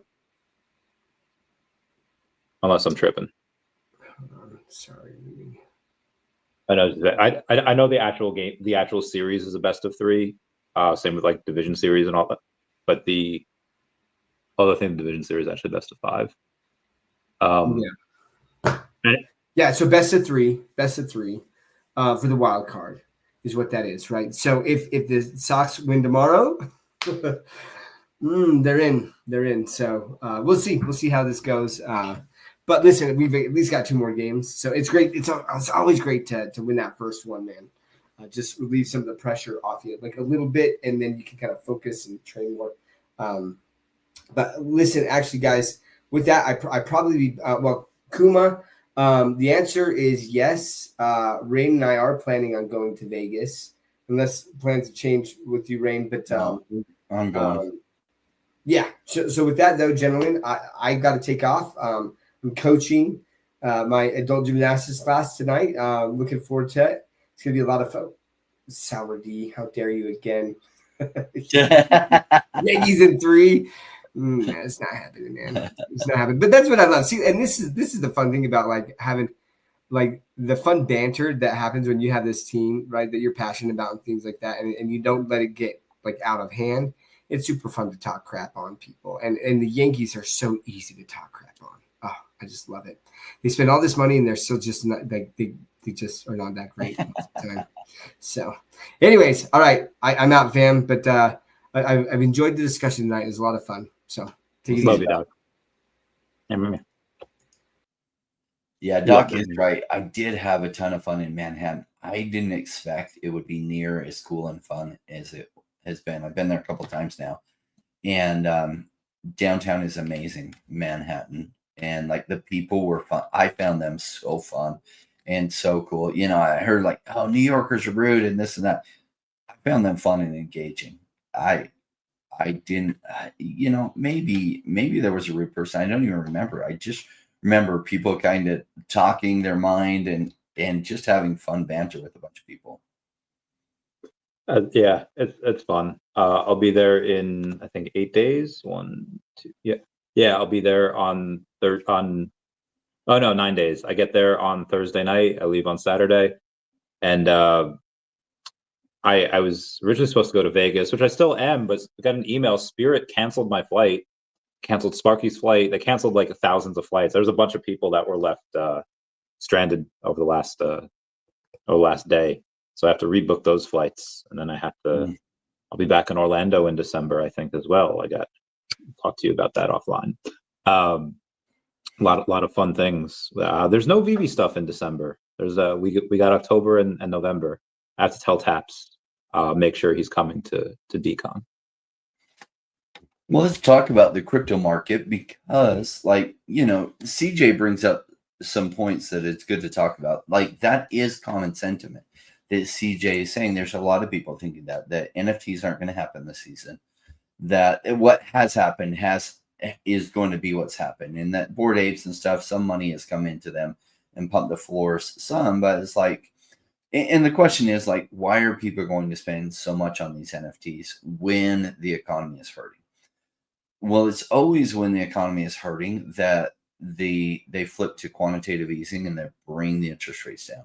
And this pumps a lot of money into the system so that asset prices go up. So there was a big recession when I graduated from the university and stock prices were in the tank and they cut interest rates tremendously. This fueled the housing market tremendously, like crazy. And then it fueled most of the rest of the economy too and turned things around. So is he right about credit card debt being higher than ever? Yes, he is. And so he's right on a number of these metrics. The conclusion is then, well, nobody will have money for crypto. Funny, it doesn't work that way, because what they'll do is they'll change where some of their money is, because they'll still have 401ks and many of them will be able to redirect that into crypto. You'll also have big institutions change some of their holdings, that they'll sell some stocks. Like a lot of boomers have stocks that they'll be seeing the value of those stocks declining, and they'll be like, you know, stocks are going down and down and down. I don't know when it's going to stop, and they will FOMO into crypto. And this is why the pendulum swings too far each way. And you think, gosh, it feels like it'll never happen. And that I can agree with. It does feel that way. But I've almost learned that when you're feeling that, that's like the opposite is what's going to happen. So I make sure, and I've been trading what I call cyclical markets for 25 years now.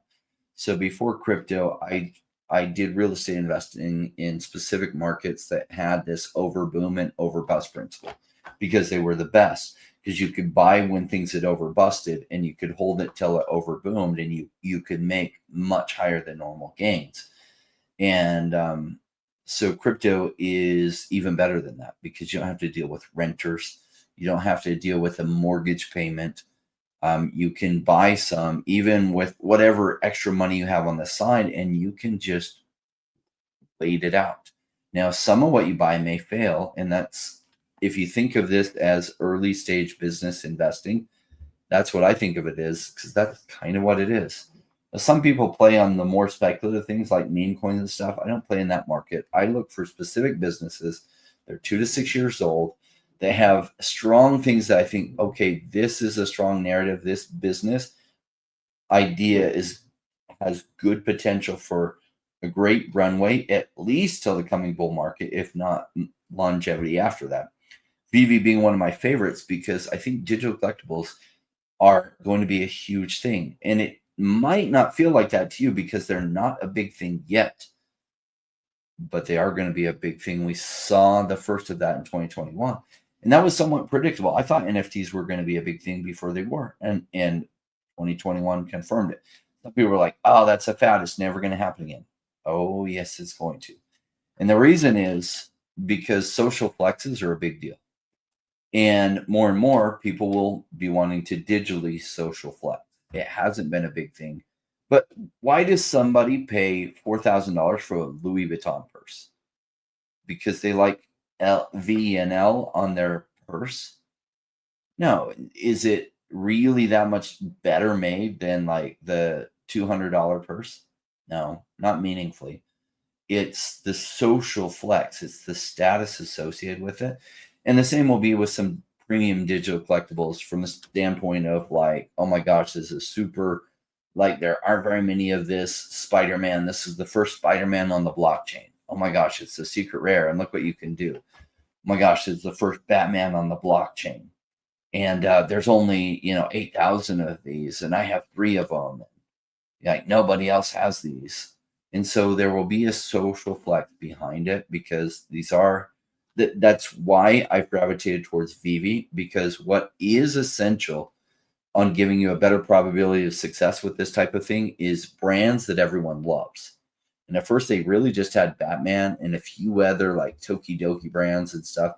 But then they got Disney and then Marvel and Star Wars. And these are brands that everybody loves. Like so many people love, like especially Star Wars and Disney. And so I think the first of some of these collectibles are going to be a really big thing on the future. Now, is that a guarantee? No. There aren't guarantees in this space. If you were buying baseball cards in 1942, there was actually a strong chance that Topps was going to fail that year. And yet they did survive. They had some things go very bad for them. And those or the 1952 in that season, and out of 1952 Topps packs came a Mickey Mantle rookie card, which today is one of the highest selling baseball cards in the world. It goes for millions if it's in really, really good condition. And, Topps like almost failed during that. Like baseball cards weren't yet a huge thing yet. And so is digital collectibles going to survive? I think VeVe's got enough revenue that they can make it till a bull run. I think in a bull run, I think this goes crazy. Now, I shared my very real concerns with their pricing strategy. Do I think they're going to survive even if they don't change that? Yes, I think they'll survive even if they don't change it. I wish they would, but we'll see. They might have some constraints that they can't change that. And if they do, I'm aware that there might be those. I'm just not aware if there are those. But if they do have the flexibility to change that, either lower the number of editions further, or preferably keep the editions the same, lower the price. That's what I'd rather see. Agreed. To CJ's point, I have had multiple people message me and say, hey, I sold my OMI. I don't think it's going to do anything. If it hasn't run by now, it's not going to. Bull market's almost over. And I'm not saying that these people aren't smart people. Some of them are, but the consistent theme that I've seen is that they don't have experience in crypto, and how they make their money is not in investing. How they make their money professionally by trade is doing other things. And it's like, okay, you could have, one of the smartest theoretical physicists in the world, but if you ask them a question about biology, he might, or poker, like whatever, he might think about it like a physicist. Or if you show, even within the medical field, you show an oncologist an X-ray, he's going to see cancer. If you show they're just going to think of what their specialty is, and if it doesn't happen in a certain amount of time, or if it's just not their specialty, they're just not going to get it. And I'm not saying that that's you, CJ. I'm just saying that's just the theme that I've seen, and that's just the common denominator. I would also say to every single one of us has like the fishbowl that we're in, where I have my network and my group of friends, and you have yours, and everyone has their own. I don't want to say what type of people are around you. Are they living paycheck to paycheck? Do they have enough and they scrape together like a vacation every year? Or are they, apparently not, because if you say that nobody's able to afford anything, a lot of people in your network probably are not in the 1%, or they're not in a position in which they have extra capital. But be advised, there are many that are. And again, just in the US, I don't know how many millions of millionaires there are. And just because you're a millionaire doesn't mean you have a bunch of liquid cash. It just might mean what your net worth is. But even, and it's not including the people that have an extra 100K to 900K to their name, not millionaires, but you can go in and throw in 50K to something and do some damage. And I mean that in the best way. You could go into a project, let's say like Definity. I don't think you can throw in 50K because the liquidity is not there, and you throw in 50K, you might only get like 30K worth of stuff. You would have to throw it in like $250 increments. So yeah, I think there's a lot of money out there that hasn't come in yet. And what you were talking about before with the rates being cut, they'll cut again, and they'll cut again next year. And although we might not want to wait till May, I definitely don't. Is that what we're gonna have to do? Maybe. Hopefully something moves before then for one of us, but yeah, it'll start moving sooner than that. And the fact that there's so much despair right now, despite the market actually being quite good, like it's just pulled back a little bit. If you zoom out, you look at the charts, and it's doing 2 steps forward, 1 step back. And it's been doing it for quite a while. And the fact that the fear and greed index, the fear is so high, that's actually a huge bullish sign. Now, what's funny is I've been studying cycle markets since I was a kid. So I was fascinated by this idea of 2 things. Number one, I wanted to be rich because I realized my dad started a family early. He did go back and finish school, but he already had kids, and like they were always behind the curve. They had a bunch of kids. When I say we were too poor for Kool-Aid, like literally we were. So we'd go to the commissary and buy food for the month. My mom would, and we couldn't get Kool-Aid because Kool-Aid was too expensive. She'd get 2 Flavor Aid packs to last the whole month. That we would, twice in the month we would get to have Flavor Aid, but not Kool-Aid because it was too expensive. And so, like, I grew up in, like, you don't know you're poor when you're a kid. You just but when I really learned that we were poor is I was at a school, and I was pretty popular at the school, and I loved my life there. And my parents were like, oh, we're going to have to move. And I was like, I don't want to move. And I was like, oh, Dad's job is moving. So it's like, well, why doesn't he quit his job?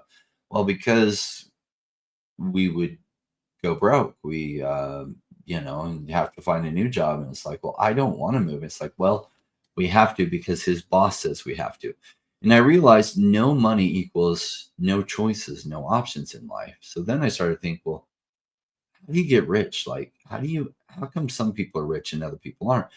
And I learned they learn to think about things differently than what poor people are. And a lot of the rich weren't born rich. They made it happen. So I was like, well, if all these people made themselves rich, what do they know that I don't know? I started asking myself those questions. I started thinking about money. And then I learned that some people learn how to make their money make money for them. I thought, that's the best thing in the world. I don't want to have to manage hundreds of employees. I don't want to be somebody's boss all the time. How do I make my money work for me? So I started watching things that increased in value, just looking at patterns. What's funny about these cycle markets, and there's a lot of them, so there's a lot of factors that go into it, like supply and demand, but literally your emotions tell you to do it wrong. What I realized with these cycle markets is really 95% of people do it wrong. That they don't make, now 89% in crypto specifically lose money or don't make money. Like 89%, that number is absolutely terrible. So if you think out of 100, 89 do bad. And when I got started in 2017, I thought, no, that won't apply to crypto because this technology is going to change the world. Everyone's here going to make money. And I did from 2017 to 2021. I changed my finances for forever, but most people didn't, although a few other people did. And I really dug into, what did I do differently? What did these other people do differently?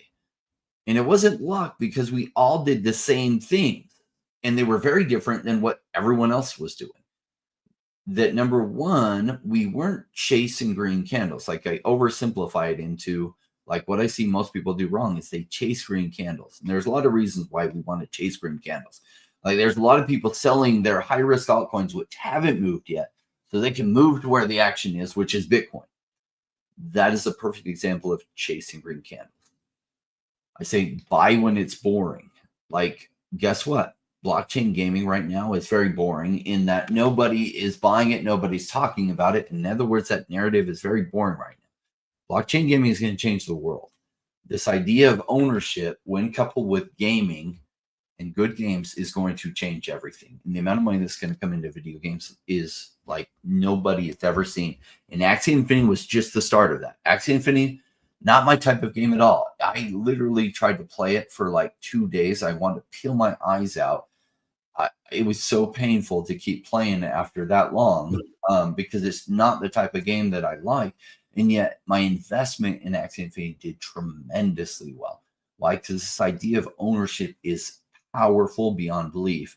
You bring true ownership into games, it's going to change the amount of money that gets invested in games. You will see big millionaires starting corporations, putting serious investment into things, building things. You see it with like some of it with some of these guilds like EVE Online, which isn't a blockchain game, but there is money being traded on the black market. You see it with World of Warcraft and all these servers set up in China that, you know, they were having prisoners supposedly playing World of Warcraft to earn gold, and then they were selling the gold on the black market. Like the amount of economics that will happen in these video games is tremendous. And it's going to be so much more once blockchain really embraces you being able to exchange that value and truly capture the ownership of it. Now, what's funny is there's a lot of resistance to, oh, NFTs in video games. A lot of gamers like, that's so stupid. What they don't realize they're saying is, no, I don't want to own my stuff, which is the dumbest argument ever. They don't realize that's the argument that they're making because they have been sold this idea that NFTs are ruining the world. And there were some things during 2021 where some of these games launched some stupid NFTs that don't make sense, sold them for way too high. And a lot of people that bought them felt burned, and it left a bad taste in the mouth because the pricing strategy, like Gala Games, it's like if you bought this legendary spider tank or whatever, it's like $12,000, which allowed you to earn a greater percentage of tokens when you were playing that game. And the economics didn't make sense at all. Like people who bought that totally got burned. And that was in my opinion, a cash grab by Gala Games, and that kind of stuff burns people out. Well, that doesn't mean that you put Call of Duty, a game like Call of Duty or something, and you put in their skins and other things that people can earn, and some will be really cool and really exclusive, that won't have a social flex value that could take that value of the skin to $10,000, $50,000, $100,000, $200,000. We even see that with Counter-Strike Go, because they do somewhat have ownership in Counter-Strike Go. You don't own your account, but you can sell your items within the Steam marketplace. And some of those from their loot crates or loot boxes that you buy go for hundreds of thousands of dollars. Some of those knife skins and gun skins, and they only have partial ownership for this. So this idea of full ownership in blockchain games, also digital collectibles, is going to revolutionize things in a way that a lot of people are missing. But it's going to be a big deal. And those who can't see it yet, they'll get it later. And unfortunately, they'll come late to the party. They won't be able to get the gains that come from being early to this party. Now, the downside of being early to this party is if you don't get the bigger picture, you get burned out by everyone selling this is done, this is never going to happen, and you're going to sell at a loss, and you're going to make up part of that 89% that loses money or makes no meaningful money. And I do try to help people learn to do the things that the 5% do. And a great number of people hear this message, and some people it just bounces off of them. Just is what it is. There's a couple more comments here before we get going. CJ, glad to see you took that super well, and I hope we're invested in some of the same things, because I know the stuff I'm invested in. It makes such little sense that you have some meme coins that are outperforming tokens like Definity. It just makes so little sense. And what Raoul Paul says all the time is that revenue generating companies are going to be the next big thing. And I know I pointed to Definity a lot just because it has like a $3 million market cap. But same thing with VeVe. You know, they do hundreds of thousands per month. And is all of that profit? No. Obviously, you have licensors you have to pay, you have workers you have to pay. But the margins are pretty heavy just because of what they do in the industry that they're in. They don't have to worry about shipping. It's infinitely scalable. And then DEVVE as well. Like all of these, I think will do extremely well. And again, maybe I'm wrong. If you were to ask me back in March, hey, is now a good time? Be like, well, you know, they're down as low as they've been, and you know, I had an extra 10 grand. I'd put some in. Obviously, I would have been wrong on the timing because now pretty much everything since then has gone down. But what am I going to do next week when I get a little payday? I'm going to dollar cost average. How long will I do that for? I don't know. As long as it keeps coming in, I'll keep getting more. That's the really hard thing to tell us in the timing. It's like, look, is it really easy to identify the timing? No, it is really difficult to identify the timing. The Rothschilds been investing for centuries, and you know what they say? Well, we never end up buying the bottom, we never end up selling the exact top, but generally we buy low and we sell high, and that's all you can hope for. Like, I wish I had a magic crystal ball and I could know exactly where the bottom is and then exactly where the top is. And if I had that magic crystal ball, it would have made $1 billion in 2021. But I don't have that magic crystal ball, so I just have to generally buy when things are too cheap, hope that the company survives, try to use research to tell me which things have the best chance to possibly survive, and then take those risks, and then wait till everyone's talking about how it's the next big thing, and then sell it. Like what's funny about the land in Axie Infinity is I use this lesson because it's an easy one. There were a lot of things that I bought, but this one's an exceptionally funny one because, like, part of the reason that investment did so well is it went through the awareness curve. Like, nobody in crypto knew Axie Infinity from Adam. Like, if I talk to somebody about Axie Infinity, they're like, oh, what the hell is that? And it's like, oh, it's a blockchain game. Oh, like, what does that mean? It's like, well, you can actually own the stuff. And they're like, oh, is the game any good? It's like, well, actually, not my style at all. It's kind of okay. It's a turn-based game. I don't like turn-based games. And they're like, oh, okay, how many people are playing it? Well, not very many people are playing it. Oh, so why is it going to do well? Because this idea is big. Okay, and I put $4,100 into it, and for the next like 18 months, it went down. It probably went down to about $800 in value.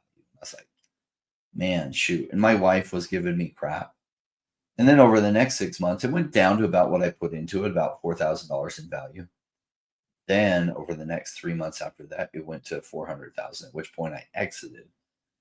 The next 6 months after that, it went to about 12 million. It's like, oh, well, that was interesting. But it went through the awareness curve too. Like, nobody in the crypto space knew about Axie Infinity. Now everybody in the crypto space was talking about Axie Infinity, and that's part of the extra gains. So I tend to invest in things that I think have a solid narrative that might come into the general crypto spotlight that almost nobody in the crypto space is talking about now or aware of. And then, but I think they have a strong potential to get massive awareness within the entire crypto space. So that those are some extra gains, because some people will just play it safe, and you can do pretty well playing it safe, buying Bitcoin. Generally, when it's low, you might have dollar cost average into Bitcoin at 30,000. And now you're quite a bit up, which is nice. You know, you're at 100, bounce between 110 to 120,000. So you might be 4x up, which is tremendous, but that's not the kind of life-changing gains you can make if some of your stuff does 100x. And that's why particularly I'm in the risky stuff. I do appreciate some additional comments from CJ filling us in a little bit more about him. Opportunity cost is a real thing, and you're exactly right. And I appreciate, you know, I can tell by the words you're choosing and how you structure them that you're not new to investing at all, right? So you share a little bit more about you've invested in rental properties, Bitcoin miners, and Bitcoin, which are safer bets, right? Like, I don't like Bitcoin miners just because I'd rather just buy Bitcoin generally when it's low. But Bitcoin miners is a way to make money. It's getting harder and harder with the competition, but if you run it well, like, yeah, and it's just, it is a type of business that has certain risks, but generally certain returns too. And it's more steady and stable. I wouldn't use for Bitcoin miners, but it's a type of business. Now, rental properties, I'm pretty familiar with, unfortunately, because I know the pain with renters. If you have higher, nicer properties, usually can attract better quality tenants, but your rental rate per the price of the home is usually not quite as high, but your headaches are less. Appreciation might be as big or better. What I like about crypto is the potential for, over a 4-year period, 10x, 20x, 100x. Something really, really hard to do in the real estate space. And in the real estate space, you're always dealing with renters, which is what I let go of. So 2021, I sold the last of my real estate stuff and went all in on crypto, because prior to that, real estate was the place that I was like, you can go from poor to rich over a period of time. Crypto, you can go to poor to rich faster, but only if you're doing things right.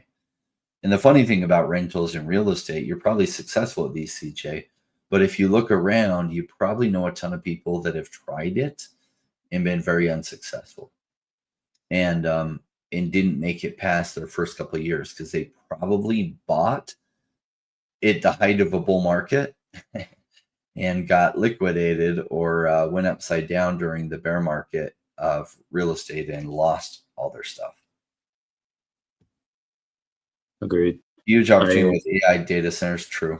Hyperscalers are partnering with miners. Good points. Great points, actually. Yes, and Gala did a number of cash grabs. I'm not a big fan of one of the partners there and his pricing strategy. Like, he did this big cash grab, and then he like derided those. He's like, if you bought this for an investment, you're stupid. And I was just like, yeah, if anyone trusted you, they're stupid. And not that like why else are they going to pay $12,000 for like a legendary spider tank NFT? What, because they think, a purple color on the thing is worth $12,000? Like, no, they were doing it because they hoped it would go up in value. And the guy made a number of weird choices. I was like, eesh, I don't like this guy. Now, some of the other partners, Gala, I like, but the guy particularly running the games and overseeing that stuff, no, I don't like that guy. There's a when he was, well, thank you for the super chat. We love you, CJ. So AI for me is hard because I don't really understand a lot, and I'm super deep into it as well, but it's hard for me to discern which AI companies are good and which are bad, and that's why I didn't get into Banker. It's like, okay, the technology is awesome. To be able to buy OMI in like 6 words on Twitter is amazing. But my thought process was, okay, if we're able to do this with Banker, how long until like anyone else should be able to code this or have it in the way that they have? Why is it special? And and a couple of people that told me about it, again, their just strengths weren't really necessarily in investing. They liked it because it was cool, but I know even in the VC area, you show them something that they have no knowledge in, and it's from someone that has a decent amount of knowledge in a subject, but they just happen to be really good salesmen. They're like, we can do X, Y, and Z, we can do this. And whether they lie or not, it's like, no other company is doing this. You're right, no other company is doing this right now. What's to stop them from going and doing exactly what you're doing in a more efficient way? And I just wasn't able to discern that Banker was just way ahead of everyone else in that. And maybe that still happens. Obviously, in the short term, there are some gains there that I missed out on. But that was my thought process and why I didn't. And it's still early. There's still a pretty low market cap compared to other stuff. I'm gonna take a look at them right now. I think they're actually still under $100 million market cap. Yeah. So sometimes when they run up tremendously like that, things don't run up for forever. So unless the bigger DeFi narrative hits, will it continue? The higher it's gone from where it was, the riskier it gets. And so some people look at that price and they're like, oh, it's gone up so much, it's just going to keep going up.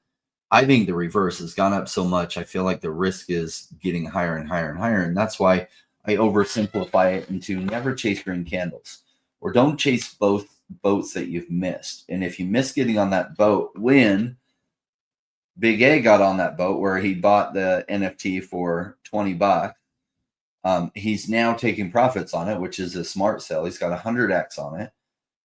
That is a great exit point. Now, could it go another 10x from there? It could, but now your risk is way higher than when he paid $20 for it, and your potential returns are lower. Like, what is the token, if you buy the token, going to do for you? If it's gone up tremendously, the token price gone up tremendously, what is it going to do from here? Now, it does have a token associated with it as well, right? Yeah. That's the coin that has. We're talking about Banker still, right? Yeah. Yeah, it's $47 million market cap. Yeah. And so it's still pretty low in where it could be when an AI narrative takes off. And again, the use case is great. They give rewards. I think it could do really well. So it's Banker coin. Yeah. It's BNKR. Yeah. And once it's take a look at that. So since it's come out, it's gone down like this, and probably there's some token vesting going on. So this is a lot of what we do on Wednesdays with Paul. People can suggest, once we go through the ones that we have on the schedule already, we go through and look, at the price action. There's not a lot of price action. Like, Paul wouldn't have much to go on here. There's not enough history because it just barely came out. I don't like to buy in this type of environment. New projects like this, they're just too unpredictable as to what they'll do. This is why specifically I learned some lessons through the 2021 bull market and the bear market that preceded it, that I like companies that are 2 to 6 years old, where a lot of their token investing has already happened. They've been completely punished by the bear market, and their price is cheap versus what I feel the fundamental strength of the project is. That's what I look for, because I don't know how to value this. The token just came out. Its market cap is at 48 million. Is this expensive? Is this cheap? I have no idea. It would be hard, even if I listen to the founders, to evaluate, is this cheap? It's better when you have some price action for a year and a half, 2 years, 5 years to look at and be like, okay, is it cheap? Now, in an AI narrative, if they stay in the narrative, by staying in the narrative means people with really big crypto YouTube channels and Twitter accounts talk about them all the time, then sure, it could go to $1 billion market cap. But fundamentally, what are the fundamentals behind making this stable? Okay, they were first to come out with, you type some things in Twitter and it buys crypto for you. Okay, that's a cool gimmick. Is there more substance behind the cool gimmick? Because if not, that doesn't justify $1 billion market cap. Some people say, yeah, but XYZ meme coin has a $5 billion market cap. It's like, you're right, it does. It just shouldn't. It does, because enough people have gotten behind it and speculated on it, just like lotteries sometimes get to $1 billion total payout. Doesn't mean they should, they just do. So I like to take things where there's better predictability than something like where Banker is at. And that doesn't mean it can't go up from here. I just can't tell you if it's expensive or cheap at this price. There's not enough information to go on. So I like to go off things like Ecomi, where the price went to 1.4 cents during the previous bull market, is now trading at 98% down from there. Digital collectibles have been solidly out of the narrative, yet this is the lead player in the digital collectibles narrative. And if the digital collectibles narrative comes back, and I strongly think it will, it's as long as they can survive, and they do have revenues coming in, they have lots of good things going for them, I think they'll survive. Then the token likely is going to experience some huge momentum as everyone starts talking about the major player in the digital collectible space. And do you have any OMI token yet? And, we start seeing OMI talked about by all the big crypto YouTube channels late in the game. Keep in mind, Say the price goes to 2 or 3 cents. That'd be a great exit place, terrible buy place. And that's another reason why so many people do poorly in crypto is they just watch these essentially bigger news channels and they buy the tokens that are being talked about. But those tokens are talking about them when the price is already pumped tremendously. And that's a bad buy time. That's a great sell time. And so like buy low, sell high is the number one principle of any type of investing. And if you're buying something when all the major channels are talking about it, you're buying it high, hoping it goes higher. And generally that works out poorly for most people. Big A said Banker had a huge month last run after the Coinbase listing. And this is why I feel like listings are definitely not the end all be all like people want, is because it went up like 2x in like a couple of days. And now it's back down. Now, granted, the entire crypto market just took a giant dump the last 6 weeks. So that's probably a bit for that reason, for it to go back down. But yeah, I think it'll do well in the, just because of the narrative, it's got a big community. Again, I don't have any. Big A says he needed more base tokens, so he went and bought a bit. I'm really curious on how well that social network does on the new like base app. What are they? I haven't streamed on there or anything. Rain, have you checked anyone out on there? No. Yeah. I think Base is going to be one of the chains that survives. There isn't a token for them yet. I wouldn't be surprised if Coinbase launches one at some point. Who knows? But I think Coinbase is an experienced player that knows all the other players in the space. I tend to like projects that they invest behind, like Gods Unchained. I was an early buyer in their blockchain game, essentially kind of cards, like they're an online version of a card game. And that's what spawned Immutable X was Gods Unchained. It used to be on ETH, but ETH prices went up so high, they launched their own chain, Immutable X. And if you bought the Genesis packs with Gods Unchained, they airdropped to you a whole bunch of Immutable X tokens. And they moved to the Immutable X chain. But when Coinbase is the backer, it tends to go well. And I think the Base ecosystem is going to do tremendous, is my guess. Really quick, Bill Garner says, I choose to be in all of them. Safe bet, safest bet, rentals, property management, Bitcoin mining, altcoins, NFTs, digital land. I'm mostly in the riskier stuff. And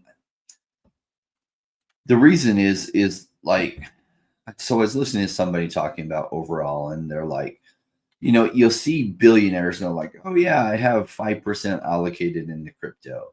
And it's like, when you're already at $1 billion, billions of dollars, you're in wealth preservation mode. You're not trying to take risks. So if somebody is like 24 and they're working their ass off to make something out of themselves, 5% allocation to crypto isn't going to do much meaningful for you. I mean, it will outperform all your other assets, which you don't have any assets at that price. So what are you going to put the other 95% into? Like bubblegum? Like, you don't have a lot. And so like I was rebuilding after a divorce that crippled me. It took me 7 years just to get back to zero. And the divorce was like lots of lawyers. Like it was sad that it had to go so rough. It didn't need to, or I wish it didn't need to, but it needed to. By the time it was done, I just had a bunch of debts left and no assets left, and was digging out of that hole when I found crypto. So I was like, well, and I bought some properties, but I was in the business, so I knew how to buy them cheap and was building equity into them. It's not like I put hundreds of thousands of dollars into them down. I was living at the time for a drug property I bought in the worst neighborhood in the city that I was in. The worst neighborhood. It's called the War Zone. In that neighborhood is called the War Zone. It's called the War Zone for a reason, because it's not safe. And I bought this drug property for $20,000 that, the guy who had owned it was selling drugs out of it and got busted by the police, and they boarded it up and everything. And I bought it for $20,000. And I was just putting money into it and rehabbing it while I lived in it. And then, met my wife and somehow convinced her to move into the drug home with me, like the really cheap rental. And we lived there together for a year before we moved into a safer neighborhood. I was just I was just building back. And when I found crypto, like I was like, oh, so, but over the next few years, I did, had a fourplex with a partner, and we flipped a couple homes and made some money there. But I was still building back, and I thought, you know what? Nothing is like crypto compared to here. So I went all in for the most part. I put everything new into crypto once I really saw what was going on with it, starting in 2018. It's 2018, 2019, 2020. I worked as hard as I could, threw every extra penny into crypto. And I was new at it. I was looking for a guide that knew things better than I did, and I couldn't find that. So I probably made a lot more mistakes than I would have liked to make, because I was looking for a guide that understood what the hell to go in here, that had lots of experience. And I wasn't finding that. So I wish I hadn't made as many mistakes. But even with all the mistakes I made, the returns were amazing, because this space is amazing. If you're buying when it's boring, you don't chase into green candles, and you're buying fundamentally strong projects that are out of the narrative, that everyone's saying they're dead, just because the narrative hasn't been talked about for a long time. And so you're buying at a really cheap price. I remember it was like September 2023, I think. And I was analyzing this blockchain gaming and Myria, and the token price was just going down and down and down and down. And someone's like, nobody's going to buy Myria till they launch a game. And I was like, that's not true. It doesn't need a game to launch. It just needs the narrative to pump. And then like one big YouTuber, crypto YouTuber, talks about how blockchain gaming is the next big thing. And then a whole bunch of other ones pile on. Blockchain gaming takes off, and Myria does like a 15x, and no new games came out. Nothing else really happened except blockchain gaming fell in the narrative, and the price went crazy. And, when that person put that comment, I was like, nothing's going to happen until the launch of the game. And I'm like, you're not right on this. All that happens to happen is standard pump. And like I was proved right a month later. That's exactly what happens. Like we'll see with the digital collectibles narrative when this runs, but it is going to run. This is a big narrative that's going to run tremendously at some point. And it's probably not that far away.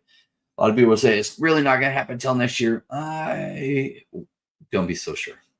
I think November and December this year are going to be good. I do believe that a lot of the bull run is going to happen next year, but that doesn't mean November and December aren't really strong for crypto. Don't do that. Don't give me hope. A good point, Crypto. If I loved OMI at 1/10 of a cent, I should definitely love it now. Exactly. Like, it's even cheaper now. And that's the beauty of dollar cost averaging. Like, sure, do I wish I could go back and all the times I bought it at a higher price than the bottom of what it was at like a month ago? Sure, I wish. I can't see where the bottom's going to be. So what I have to do is dollar cost average. In the last bear market, one of the ones I dollar cost average into was Cardano. And I bought my first Cardano at 11 cents. And sure, I was kicking myself when it went to 9 cents. And then I bought some more and 7 cents. And I bought some more and 5 cents. I bought some more and 3 cents. I was pulling my hair out, what little I have. And I was like, crap, I wish I had just waited to buy it all at 3 cents. And then it bottomed out at 1.7 cents. I don't have that magic crystal ball. I knew it was undervalued, and I didn't know where the bottom would be. So I had to just buy it when it was a good price. And then it got to be a greater price, and then an even greater price, and then an even greater price. I was like, well, okay, cool. There's, I think that we might have one more dip for OMI, because I am about to buy some more in the next week. And once that happens, I think the crypto gods will play a prank on me, like, we'll do a nice 30% dip now, and then they'll send it. But that's just my opinion, just a little headcanon that I have here. Maybe the same thing with DEVVE. Although Tom did just mention that a bunch of stuff is ready to go. They're just waiting on final sign-off for DEVVE. Hopefully I get to buy it before that's out. Some insights, what CJ's talking about with miners. Most people who buy into Bitcoin mining operations don't do well. Why? Because a bunch of them, like the right people aren't running it, and like you'll often lose money. That doesn't mean that some people buying into Bitcoin mining operations don't make really good money, but you really have to vet. Just because it's in the Bitcoin mining space does not guarantee you're going to make money. In fact, I would look very skeptically. You want to be in with the best of your best. And CJ clearly knows what he's talking about here. But most people buying into Bitcoin mining have lost, that I've known, have lost money. Although there's been some Bitcoin mining operations that made a ton. And so it's about buying into the right situations. The wrong ones, you're going to lose everything you invested into it.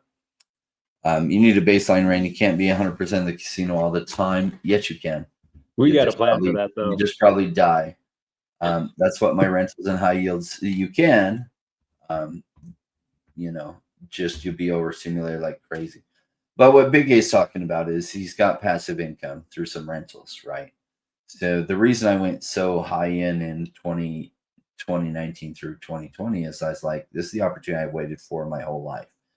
And I worked as hard as I could to earn as much bonus as I could, and I threw everything into crypto. I squeezed my expenses down as low as I could, put everything in, and sure, I had lots of things go bad for me. But the ones that did go good for me carried all my losses and then a whole bunch. And in one cycle, I made enough that like I don't ever have to work again. That's cool. Now, do I have passive income? No, because I rolled it all back into crypto. So it's like, yeah, I have gains, but not passive income yet. This cycle, I will be rolling into a bunch of passive income. In fact, I'm going to take half my gains. It's going to be a great time. That's going to be an amazing time because then half my gains I can roll it into passive income and live incredibly well off of ongoing residual income. Because if you always have it at the casino, right, it's all at risk. Right now, I have it diversified across a bunch of stuff. But if crypto goes absolutely bust because EMPs wipe out all the electronics, well, crypto is screwed. Now, probably the food supply is screwed. Probably like the whole economy and life is screwed. But crypto is definitely screwed. And so there's some risk with being all in on Bitcoin. And I was willing to take that risk again for this ride. And then after that, I'm going very diverse. Half of my stuff diversified. Half of the stuff I'll invest if crypto hits a bear market again. And it probably will, because I think we're going to go massively up next year, like massively, like crazy levels up. You know what always follows that? Crazy levels down. I think now that most of the market's been down for like 3.5 years, once it finally goes up and it rips, I probably won't. I don't know when your buyback strategy is, but I don't think I'll buy crypto for at least 3 years, because maybe Bitcoin and ETH when it goes down. And we don't know, we're probably not going to have that 80% sell off again because so many institutions are in. But I mean, is that institutions will panic out too? What's funny is how surprisingly irrational institutions can be, even though they shouldn't be. Why aren't they panic selling out now? They're buying right now. I know, but like, I mean, a lot of other people, like we and DACat, because said behind before, the scenes, the amount of legislation and stuff, they're in all those rooms where the discussions about where things are going. Like Main Street has not woken up to how much is moving to blockchain, but the C-suite executives and all the institutions are very aware. They're at those conferences, they're in those discussions, and they are stockpiling. Now, as it goes up, they're then going to get too risky and they're going to over leverage, thinking it's going to go up for forever. They do. We saw that with mortgage-backed securities. Like they make stupid, irrational decisions too, and some companies will go bust with that, and then it will reverse too hard to the downside again. It just follows this cycle. Like there's I won't say where this is from. One of the things that they mentioned when talking about these big companies says Circle successfully demonstrated their ability to generate strong revenue income through cycles, with secular tailwinds driving growth regardless of the rate environment. And then they talk about a Coinbase concentration risk, saying uncertainty regarding long-term relationship with Coinbase, how the economics may change when the deal renews, and whether Coinbase could eventually pivot away from USDC. They do think there is a massive crypto TAM opportunity, and this is old, because at the time they thought that crypto was just a $3 trillion market cap. I think now it's almost at 4 or almost at 5 or whatever it is. But when looking at real estate, which is 380 trillion, equities 110 trillion, gold 18 trillion, money 21 trillion, bonds 135, private markets 13, they're just looking at crypto like, oh shit, we have to get more into it. And these are a couple of big banks. I won't say who they are, but there are a bunch of big banks. And this was in Q1 of this year that they were all talking about this. Yeah, they are. Like, there's big things happening. They're all going towards blockchain and crypto. And most of Main Street is not really aware of what they are. I'm sorry, this is June of this year. Sorry, keep going. Okay. The Main Street like pays attention very late. They literally just chase green candles. So there's a thing as humans we have called recency bias, and recency bias is what leads us wrong every time. And it's like we assume that what has been going up is going to continue to go up. What's been going down is going to continue to go down. It doesn't play that way. So this is a cycle market. So it's an over boom and over bust market. And within it, there's different narratives that'll boom and bust. So in a general bull market, you'll have things pop off and go 10 to several hundred X. In generally the bear market, you'll have some things sometimes pump and go 5 or 10X. Which if they do that in generally the bear market, is usually a great time to harvest some money and then buy it back cheaper because it's still going to be the bear market for a while. Or just continue to hold it, but don't follow in a bear market when something goes up 10X because it's probably going to retrace back down. And you're just waiting for the greater bull market when it goes ballistic. And you'll know when it goes ballistic because everybody will be talking about it. And that's a good time to start exiting and selling some off. A great time to be buying is when everyone's like, crypto is terrible. And I learned this from what I realized is there's so much I didn't know, but I was like, other people have become rich and I want to know what they know. And so I was super passionate about it. And I met this guy that was worth about $200 million and he was in Phoenix. And so I had a real estate license. I went to work at his brokerage because I was like, oh, he's a broker and he has a brokerage. And he would do these investment workshops for free. And I would absorb as much of his time as he could. And he's like, it's really kind of simple when I'm deciding where I'm going to buy real estate is I go in and I go and get my hair cut and, just whatever random haircut place. And I ask the people there, like, what's going on with real estate? And if they're all like, oh, real estate's terrible, it's horrible. And he's like, that's what I want to hear. That's the music to my ears. Because generally when I want to be buying is when everyone's saying how terrible it is. So if I go in, everyone's talking about how their sister and their brother are all making money in real estate. He's like, I know to steer clear of that market. It's too late. The gains have already been made. And what he was really saying is don't chase green candles. You want to buy when it's boring.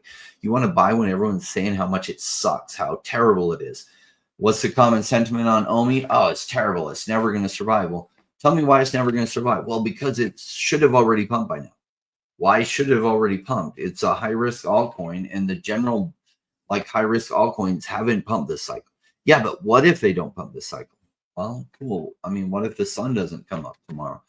But generally, since 2017's bull run, is the higher-risk altcoins pump later in the cycle. Bitcoin does the run first, then it rolls into ETH and some other things. Then the low-cap market coins pop off and go crazy. We're not there yet. 2021, same thing happened. So we're in that part of the cycle yet. Bitcoin's had some gains. It's rolled a little bit into ETH and XRP and a few of the bigger market cap ones.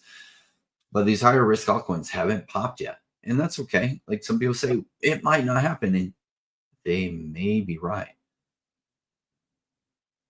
But it's kind of like if you have 3 aces in a hand in poker, you could lose that hand. But you're not likely to. And so are these high risk altcoins likely to pop up? Oh yeah. I mean, this is just playing out the same pattern we did before. And it's not yet time for the riskier assets to pop off yet. The momentum goes to Bitcoin, shifts to ETH and other things. And then all those people that made money on Bitcoin and ETH are looking for what is the next fundamentally strong thing that hasn't pumped yet. And then the money cascades into the lower cap coins. And then they blow up like crazy. It's not quite time for that yet, but it may be soon, starting in November and December. We're hoping. Here's looking at you, kid. Got a few months left. I feel like Shadow in the Incredible Journey is like just over that mountain. straight up and over. And then there's another mountain after they get through that mountain. It's like, ugh. Yeah.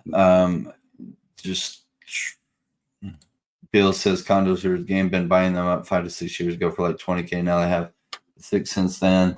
Damn. Love to get a 12 like this run with the profits. Not me. I don't want to manage 12 different people, but I'm investing in some businesses that pay out ROI. And I talked to this lawyer, and they do medical claims lending. So somebody has a medical claim, and they pay out 20%. So it could take 6 months, could take 18 months to get your money back, but 20% of your money. I'm gonna invest some different things like that.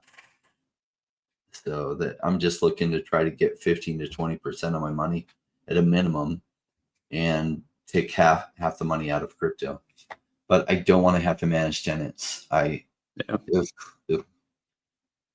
to be able to go to Greece for 3 months and log into my account and be like, oh, nice. All the money was deposited. Great. And you can do that with property management. You can hire property managers and stuff. But then you have to manage the property managers, because most property managers suck. There are companies that do it now. Well, I guess they're managers. Yeah.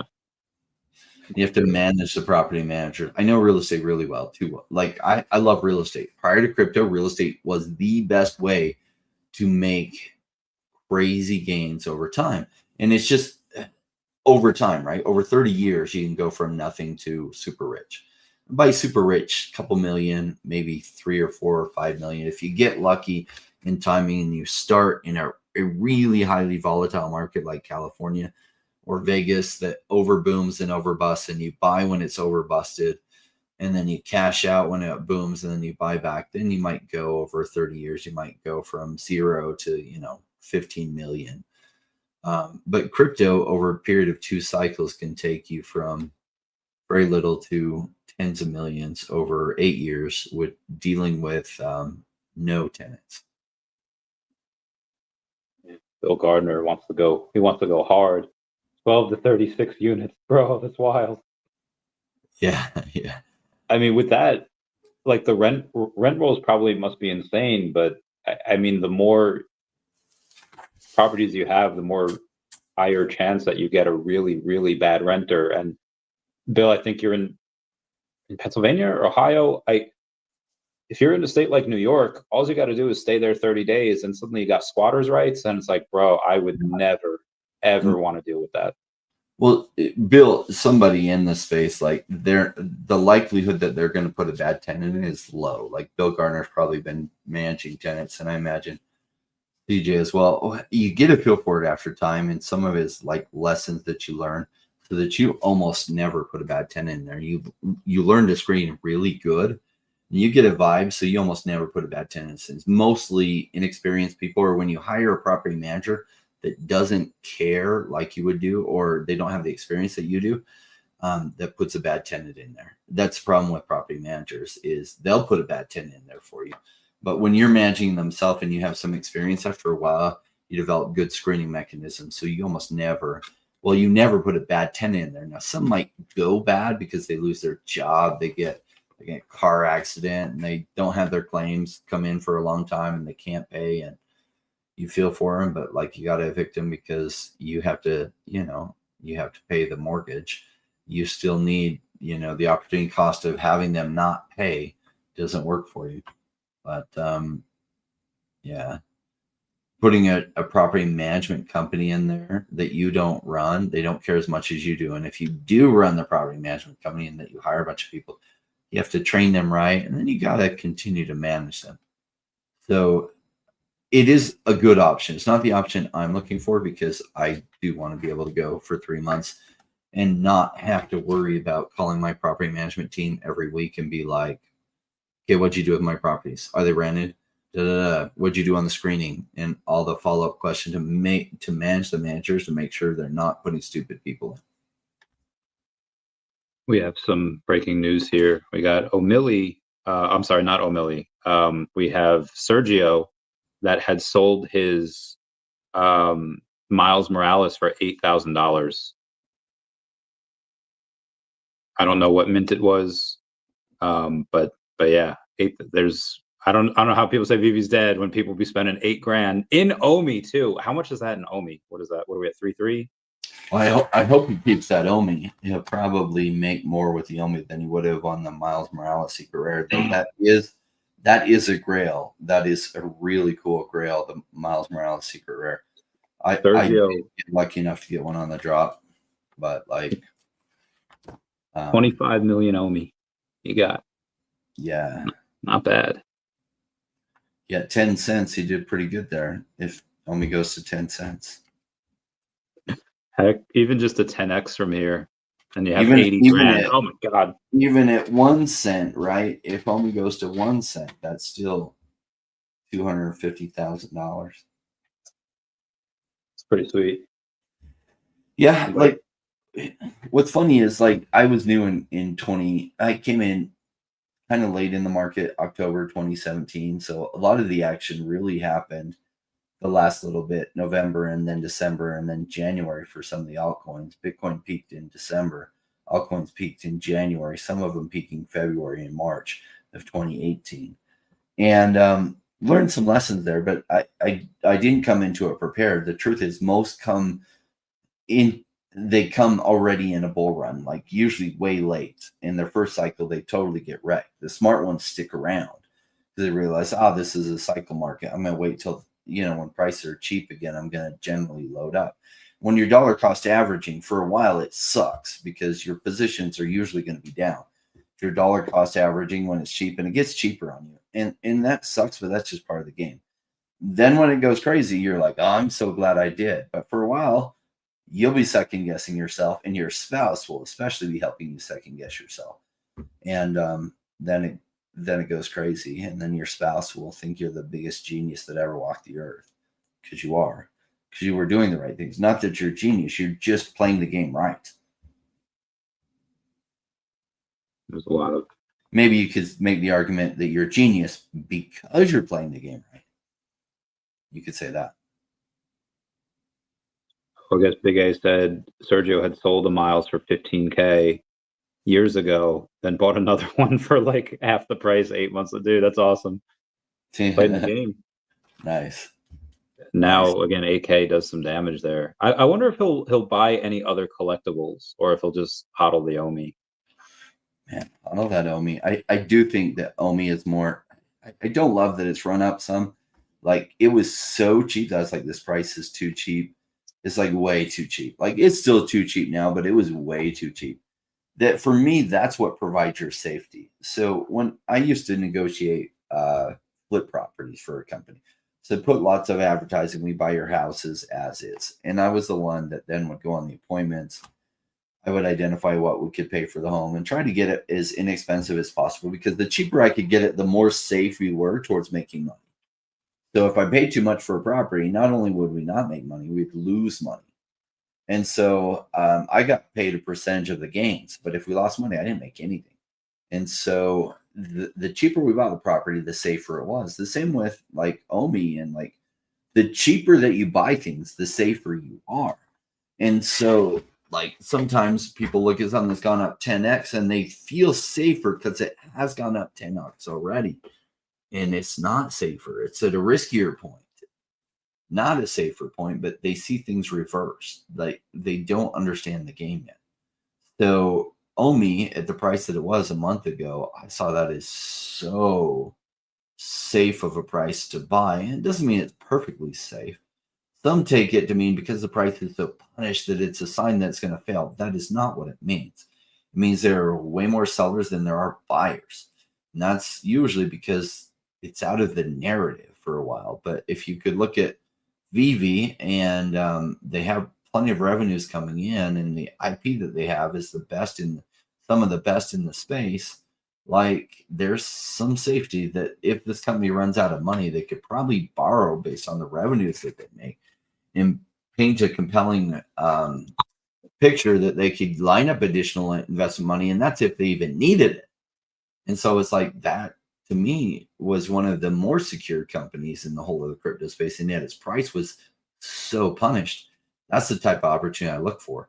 That's like I look for bets where I feel like my chance of winning, of it surviving until the bull run and doing well, is like 70% or higher. In VeVe's case, it felt to me, or it's felt like to me, a 95% chance that survives till the coming bull market and does well. And that if I'm right and that 95% like happens, then my gains aren't just double my money. It might be 10x my money, 20x my money, might even be 100x my money.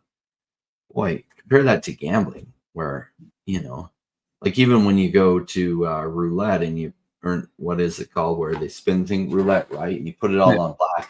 You have a little bit under 50% chance of winning. And if you win, you double your money. Well, it's like, okay, say I'm wrong on OMI and I only have a 70% chance of winning. But if I do win, it goes, say, 40x from here. Well, dude, why would you ever play roulette again? And then roulette's more immediate. That's nice. But okay, I'll be patient and let this play out for a potential 40x or 50x or maybe even 100x gain. I think they get only pumping hard last month on no news. Makes it feel like come back down before it makes a leg up. It could. Buy is ready at 00025. Now the current trading pattern looks like it wants to break higher, but like there is no real news. Like I guess there was some fundamental news, but on the fundamental news, it didn't pump for like a week and a half till a week and a half later. And it's like, well, I don't know why the delay, but it was too cheap. But you're right, it could come back down to that price. Because I don't know really what drove it up to that price. So it may, and that's the hard thing when you're buying cheap. Like you're buying cheap and it could go back even cheaper because it was cheaper before. Will it? I don't know. So you have to make the case of, do I hold out for it going even cheaper, or is this cheap enough?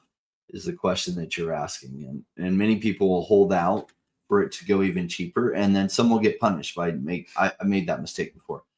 Shoot, it went up some. I'm just going to wait. And then it goes tremendously up. And sometimes I've been blessed by waiting, and it comes back down, and then I load up at that cheaper price. Same. Cool. Before you, I know we're about to go off camera, but do you have a few minutes to be off camera as well after we end? Sweet. All the secret talk about how we save the world with crypto. To the moon.